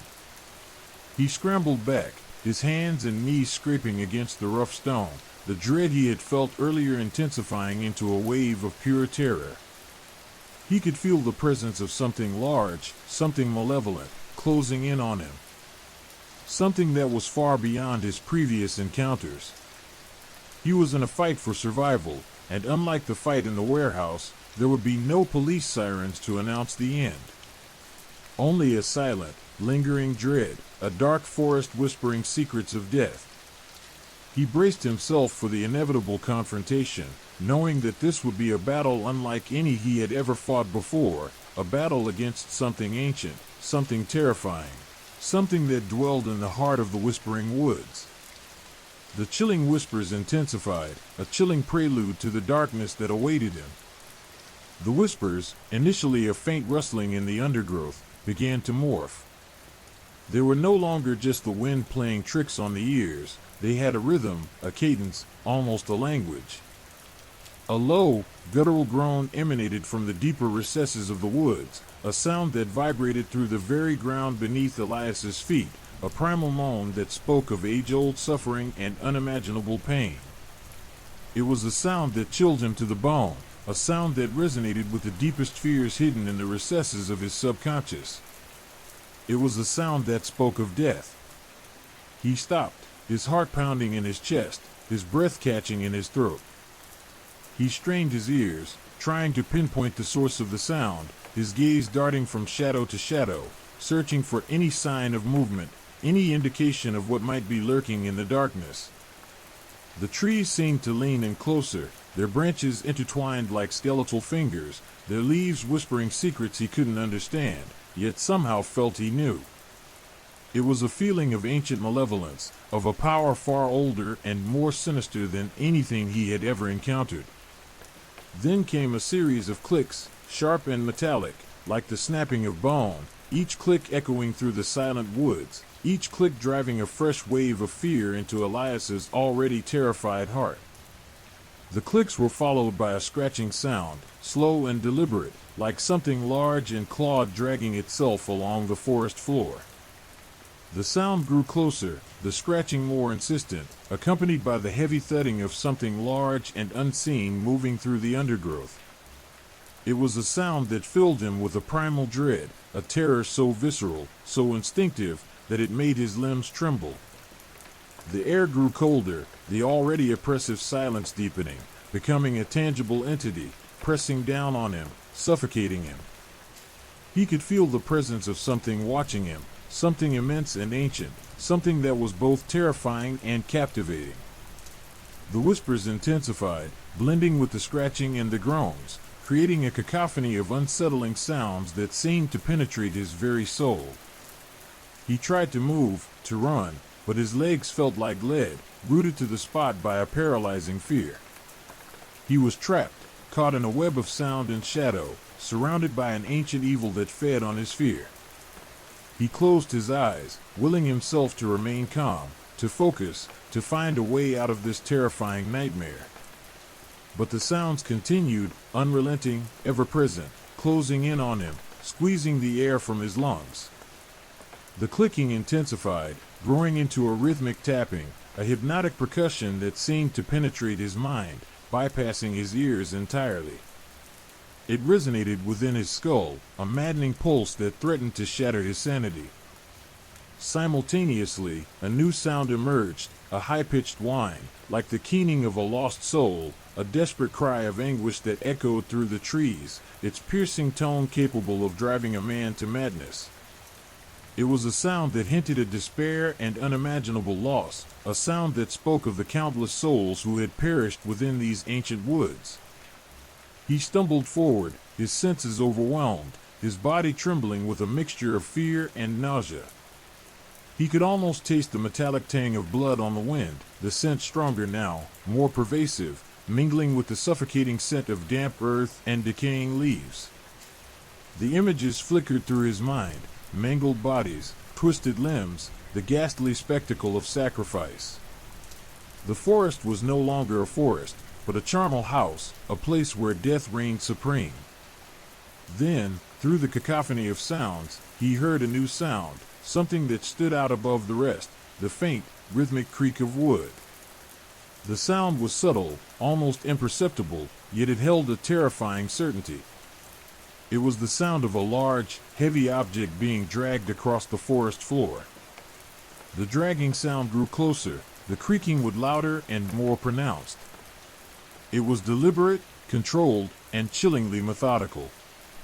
It wasn't simply falling wood, nor the snap of branches. This was something intentional, something sinister. The whispers, groans, clicks, and the high-pitched whine intensified, creating a wall of sound that pressed against his eardrums, a suffocating pressure that threatened to burst them. The creaking of wood grew louder, closer, punctuated by the soft thudding of heavy footsteps, the earth trembling with every step. The sense of dread intensified, a palpable presence that consumed him entirely. He was not merely observing this scene, he was a part of it, trapped within the suffocating grip of a horror beyond comprehension. He stumbled forward, blindly, his vision blurred by terror, his mind struggling to process the onslaught of sounds and sensations. The forest was alive with a malevolent energy, its every sound a testament to its ancient evil. The air thickened, the darkness intensified, the oppressive silence punctuated by the relentless symphony of dread. He pushed himself onwards, his only hope a desperate scramble towards salvation, a desperate attempt to escape the clutches of the whispering woods before it claimed him as another victim of its chilling symphony. He felt a sudden prickling on his skin, a sensation that went beyond the usual chill of the forest. It was as if thousands of tiny needles were simultaneously piercing his skin, creating an electric tingle across his body, accompanied by the unmistakable scent of ozone. The air crackled with energy, and a pulsating light emanated from deep within the forest, a flickering aura that cast dancing shadows upon the trees, the darkness seeming to breathe. It was the sound, or rather the absence of sound, that now unnerved him. A brief silence, sharp and sudden, cut through the cacophony, a pause before the storm. Then the sounds returned, but amplified 1,000-fold. The whispers became screams, the groans were replaced by a chorus of guttural roars, the clicks evolved into a rapid-fire barrage of bone-shattering percussion. It was a symphony of horror, a sonic assault designed to break his will, to shatter his sanity, to consume him entirely. The earth trembled beneath his feet, the trees swayed violently, their leaves rustling in a desperate dance of terror. He was in the heart of the storm, caught within the vortex of the whispering wood's malevolent fury. The dragging sound of wood abruptly stopped. The sounds of movement ceased entirely. A complete, utter silence fell upon the woods, a silence so profound, so absolute, that it was more terrifying than the cacophony that preceded it. It was the silence of death, a chilling void that amplified his fear, that stripped him of all hope. He was alone, surrounded by the ancient evil of the whispering woods, its malevolent energy pressing down upon him, its terrifying silence more terrifying than any sound.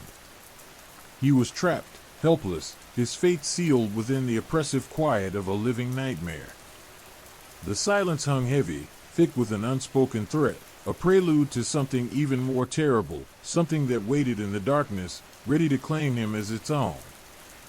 He waited, paralyzed by fear, unsure of what horror awaited him in the heart of this sinister, silent wilderness. The whispers returned, almost a mocking whisper of his imminent demise, and then the darkness closed in, leaving him to face the unseen horror alone in the chilling silence of the woods. The silence, however, was not empty. It was pregnant with a sense of anticipation, a dreadful expectation that hung heavy in the air, thick and suffocating like a shroud. Elias felt it pressing down on him, a weight far exceeding his physical capabilities, a pressure that seemed to crush the very air from his lungs. He could feel the forest itself breathing around him, an ancient, malevolent entity awakening from a long slumber. The trees, previously menacing in their silence, now seemed to writhe and twist, their shadows lengthening and distorting, forming grotesque parodies of familiar shapes in the failing light. A cold wind, sharper than anything he'd experienced before, sliced through the stillness, carrying with it the metallic tang of blood and the cloying sweetness of decay. The scent was not localized, it was everywhere, permeating the very fabric of the woods, a testament to the countless lives that had been extinguished within its shadowy embrace. He tasted the blood on his tongue, a phantom sensation that chilled him to his core. This was no ordinary forest. This was a place steeped in death, a place where the boundaries between the living and the dead were blurred, where the veil between worlds was thin, almost non-existent. Then, a sound emerged from the darkness, a low, mournful howl, unlike anything Elias had ever heard. It was not the howl of a wolf or any other earthly creature. It was a sound of pure sorrow, a keening lament that seemed to emanate from the very heart of the woods, a sound that resonated deep within his soul, stirring forgotten fears and long-buried traumas. The howl was joined by another, and another, until a chorus of mournful cries filled the air, a ghostly symphony of despair that echoed through the ancient trees. The ground beneath his feet trembled, the vibrations growing stronger, more insistent. It wasn't a tremor, but a purposeful shaking, as if the earth itself was rising up to meet him, to swallow him whole. The trees responded to this unseen force, their branches thrashing wildly, their leaves rustling in a frenzied dance of terror. The shadows danced and writhed, forming grotesque shapes that seemed to reach out to him, clawing at his mind, his soul. He felt a presence, a powerful, malevolent entity that surrounded him, pressing against him, probing his mind, testing his resolve. It was an ancient power, something that transcended human comprehension, something that had existed long before humanity even existed. It was a presence that filled him with a primal fear, a terror so profound, so visceral, that it threatened to shatter his very being. He closed his eyes, trying to block out the sounds, the sights, the feeling of the unseen presence, but it was no use. The sounds, smells, and sensations were too intense, too overwhelming, invading his every sense, threatening to consume him utterly. The chorus of howls grew louder, the ground trembled more violently, the trees swayed with increasing intensity. The presence intensified, becoming a tangible force, pressing down on him, suffocating him, squeezing the very life from his body. He felt a prickling sensation on his skin, a feeling of countless icy fingers tracing the contours of his body. He tried to move, to run, but his limbs felt heavy, unresponsive, weighted down by the sheer power of the unseen presence. The air around him crackled with energy, a palpable tension that hummed with an almost unbearable intensity. He felt a dizzying sensation, a disorientation that made him lose track of time and space. Then, through the cacophony of sound and sensation, Elias saw it, a flicker of movement in the peripheral of his vision. He strained his eyes, focusing on the darkness, trying to make sense of what he was seeing. At first, it was nothing more than a fleeting glimpse, a shadow in the undergrowth, but as he watched, it became clearer. It was a figure, a tall, gaunt shape, its features obscured by the darkness, but its presence felt intensely malevolent, chilling him to the very marrow of his bones. The figure moved slowly, deliberately, its movements fluid and graceful, yet somehow menacing. It was as if it were gliding across the forest floor, its movements unnatural, otherworldly. It never seemed to put its feet down fully. It moved as if it were floating above the forest floor itself. Elias sensed a terrible power emanating from it, a raw, untamed energy that spoke of immense age and unimaginable power. This was no earthly creature, and this was no normal darkness. This was something ancient, something evil. This was something supernatural. The figure was tall and thin, almost skeletal in appearance, its form elongated and distorted by the shadows of the woods. Its movements were eerily fluid and deliberate, silent as a wraith, and it moved with an unnerving grace that belied its obvious otherworldly nature. Its skin appeared to shimmer, almost translucent, as if it were woven from moonlight and mist. It was not humanoid in the traditional sense, rather an amalgamation of human and shadow, a creature formed from the very essence of the night itself. He tried to speak, to scream, but no sound escaped his lips. His voice was stolen, his breath caught in his throat, his body paralyzed by terror. The figure was approaching, inching closer, its presence growing stronger, its malevolent aura more intense. He felt a terrible cold radiating from it, a cold that seeped into his bones, freezing his blood, stealing his very life force. As the figure drew nearer, Elias could make out some details of its form. Its limbs were elongated and impossibly thin, its hands long and skeletal, its fingers ending in sharp, talon-like claws. Its face was obscured by darkness, but he could sense the malevolence emanating from it, a palpable wave of hatred and despair. Its eyes, when they finally appeared in a brief flicker of light, were burning pits of cold, incandescent fire, devoid of any warmth, any compassion, any humanity. The figure reached out, its long, skeletal fingers extending towards him, and a wave of pure, unadulterated terror swept over him. He felt a searing pain, as if his very soul were being ripped apart, and a scream, a primal, desperate cry, escaped his lips. He knew, with a certainty that chilled him to the core, that this was the end. This was his final moment, and his end would not be merciful. The figure was not merely approaching, it was consuming him. It was absorbing his very essence, his fear, his pain, feeding on his life force. He was becoming a part of the darkness, one with the malevolent presence of the Whispering Woods. The darkness closed in, swallowing him whole. The sounds, the sensations, the presence, all became one, a vortex of pure evil, dragging him down into the heart of the forest's ancient, unspeakable horror.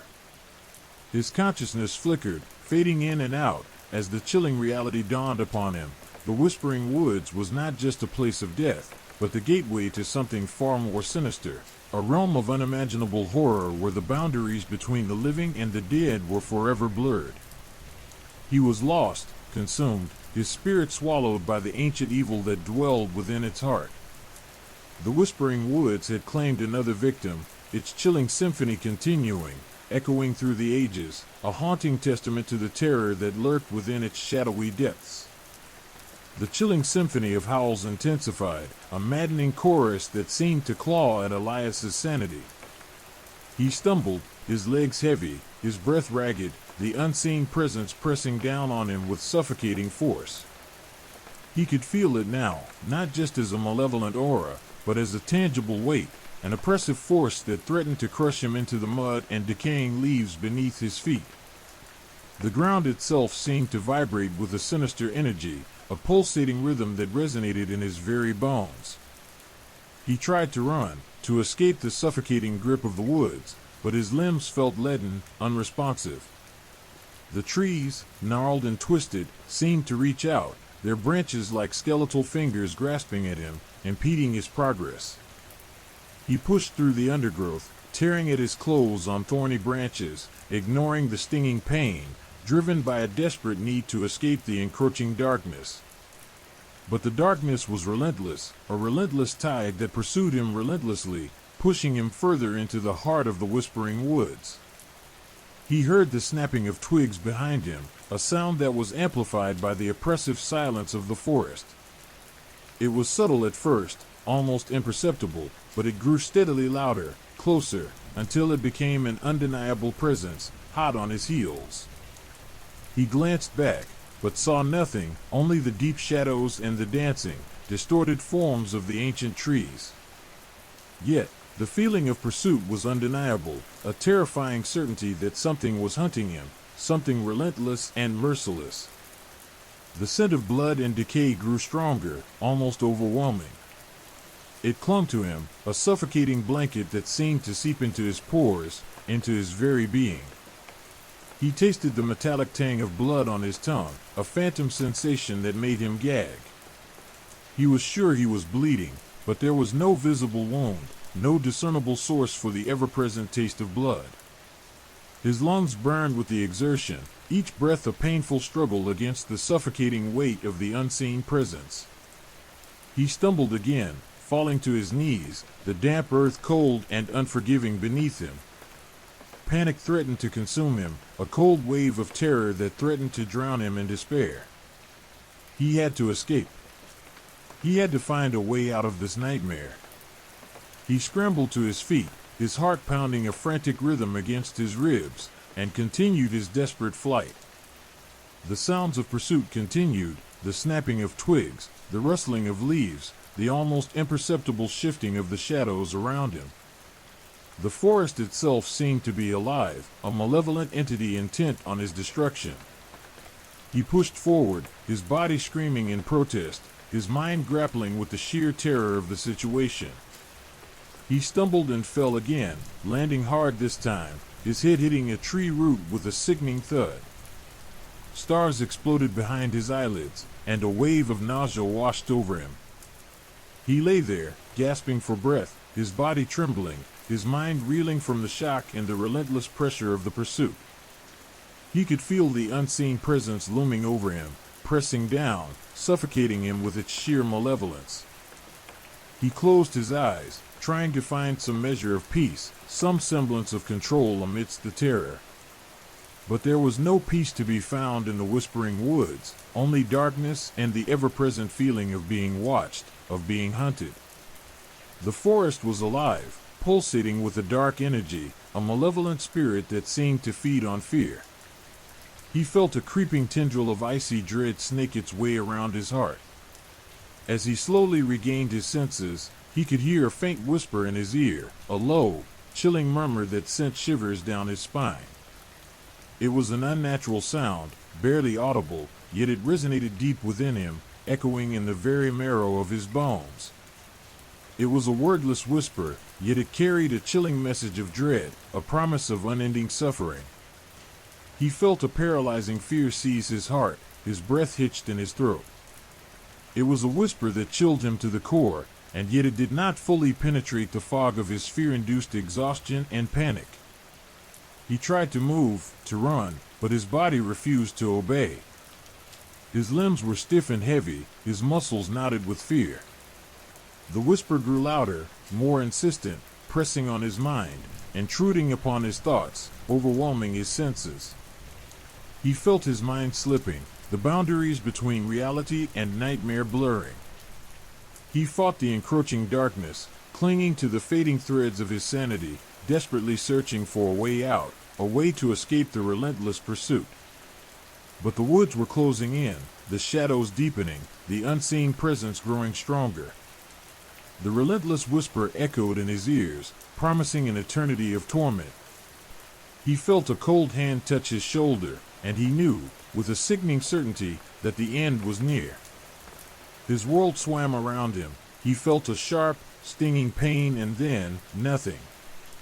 The whisper ceased, and the world faded to black, leaving only the chilling silence of the whispering woods. The sun, a pale ghost behind a canopy of oppressive branches, cast long, distorted shadows across the forest floor. The air hung heavy with the cloying scent of damp earth and decaying leaves, a grim testament to the countless secrets buried within the whispering woods.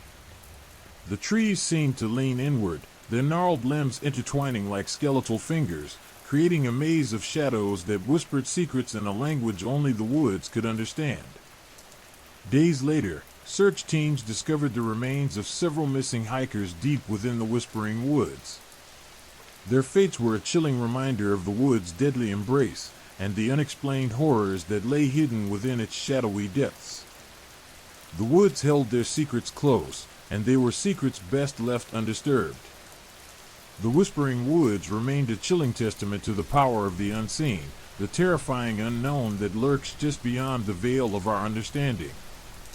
The haunting whispers continued, a grim reminder of the mysteries that remain forever unsolved. The unanswered questions remained, a haunting echo in the silence of the forest, a chilling reminder that some doors are best left unopened, some mysteries best left unsolved. The whispers of the woods would continue to echo through the ages, a terrifying testament to the power of fear and the unspeakable horrors that hide within the deepest, darkest corners of the natural world. The silence of the whispering woods held more terror than any scream ever could. The world swam back into focus, a slow, agonizing return from the abyss. Elias's head throbbed, a relentless hammer against his skull. He lay sprawled on the forest floor, the damp earth clinging to his cheek. His body ached, every muscle screaming in protest, a symphony of pain that echoed the torment he'd just endured. He tasted blood, a coppery tang that coated his tongue, a grim reminder of his brush with death. He pushed himself up, his limbs shaky and weak. He looked around, his eyes scanning the oppressive gloom of the whispering woods. The oppressive silence that had preceded his fall was gone, replaced by a low, almost imperceptible rustling in the undergrowth. The feeling of being watched, of being hunted, still clung to him, a cold, clammy dread that seeped into his bones. He had escaped, or so it seemed, but the escape felt as terrifying as the pursuit. He staggered to his feet, his legs buckling under his weight. He leaned against the gnarled oak, its bark rough and unforgiving against his skin. He closed his eyes, trying to clear his head, to organize the chaotic jumble of fear and exhaustion that consumed him. He needed to get out, to find his way back to the trail, to safety. But the woods seemed to conspire against him, the trees twisting and turning, their branches forming a labyrinth of shadows that seemed to mock his attempts to escape. The whispering had stopped, mercifully, but the silence was somehow more unnerving, filled with a lurking dread. Every rustle, every snap of a twig, set his nerves on edge. He was hyper-aware of every sound, every shift in the shadows, anticipating the unseen presence that had almost claimed him. He moved slowly, cautiously, his senses heightened, his every nerve on edge. Every shadow seemed to writhe and pulse with a sinister energy. Every rustle of leaves sounded like footsteps approaching. He navigated the tangled undergrowth, pushing through thorny bushes that tore at his clothes, leaving scratches and bleeding welts on his skin. He ignored the pain, driven by the primal need to escape, to reach the relative safety of the open world beyond the forest's oppressive embrace. The air grew thinner, heavy with the scent of decay and the lingering metallic tang of blood. He wondered if it was his own blood, or if the forest itself bled. As he moved deeper into the woods, or, rather, deeper into what felt like an increasingly horrifying, ever-shifting labyrinth, the light began to filter through the dense canopy, signaling his progress towards the edge. The change was gradual, like the slow retreat of a tide. But, as it did, Elias became increasingly aware of a new and more potent element to this terrifying landscape. The ground itself seemed to shift under his feet, the soft earth giving way in unexpected places. At times, he felt the ground sink beneath him, like quicksand, and he had to fight his way free with desperate scrambles. There were places, too, where the ground seemed strangely solid, almost unnaturally so, as if the very earth itself was trying to obstruct his path. It was as if the forest itself wanted to keep him prisoner, to never let him see the light of day again. He finally stumbled upon a barely visible path, a faint track through the undergrowth. He followed it blindly, guided by instinct rather than any clear sense of direction. It was as if the path itself was leading him, a spectral guide through a nightmare from which he was only barely escaping. Even as his feet struck the path, he felt the lingering sensation of the earth shifting beneath his feet, the unsettling feeling of the ground giving way, only confirming his feeling that this forest was not only malicious but alive. After what felt like an eternity, he broke through the dense undergrowth, emerging into a sun-drenched clearing. The world outside seemed to reel for a moment as if his eyes struggled to readjust, to comprehend the sudden shift from the suffocating darkness of the whispering woods to the brightness of open land. He gasped for air, his lungs burning, his body trembling with exhaustion and relief.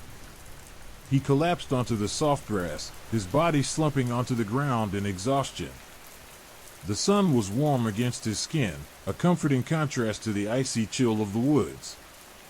He closed his eyes, letting the warmth soothe his aching body, letting the relief wash over him in waves. But even as relief flooded him, a cold knot of unease tightened in his stomach. He had escaped the Whispering Woods, but the experience left him profoundly changed. The forest's grip was still tangible, clinging to him, an unwelcome reminder of the unseen terrors he'd faced. He was aware, now, of the silence behind him, aware that it was watching him, and that it still held him captive with its unseen presence. The events of the last few hours replayed in his mind, each horrifying detail searing itself into his memory. The whispering, the pursuit, the feeling of being watched, the near-death experience. The forest had left an indelible mark on his soul, a chilling reminder of the terrifying power of the unknown. He stayed in the clearing for hours, gathering his strength before attempting the trek back to civilization. He needed to get help, to tell someone about what he had seen, what he had endured.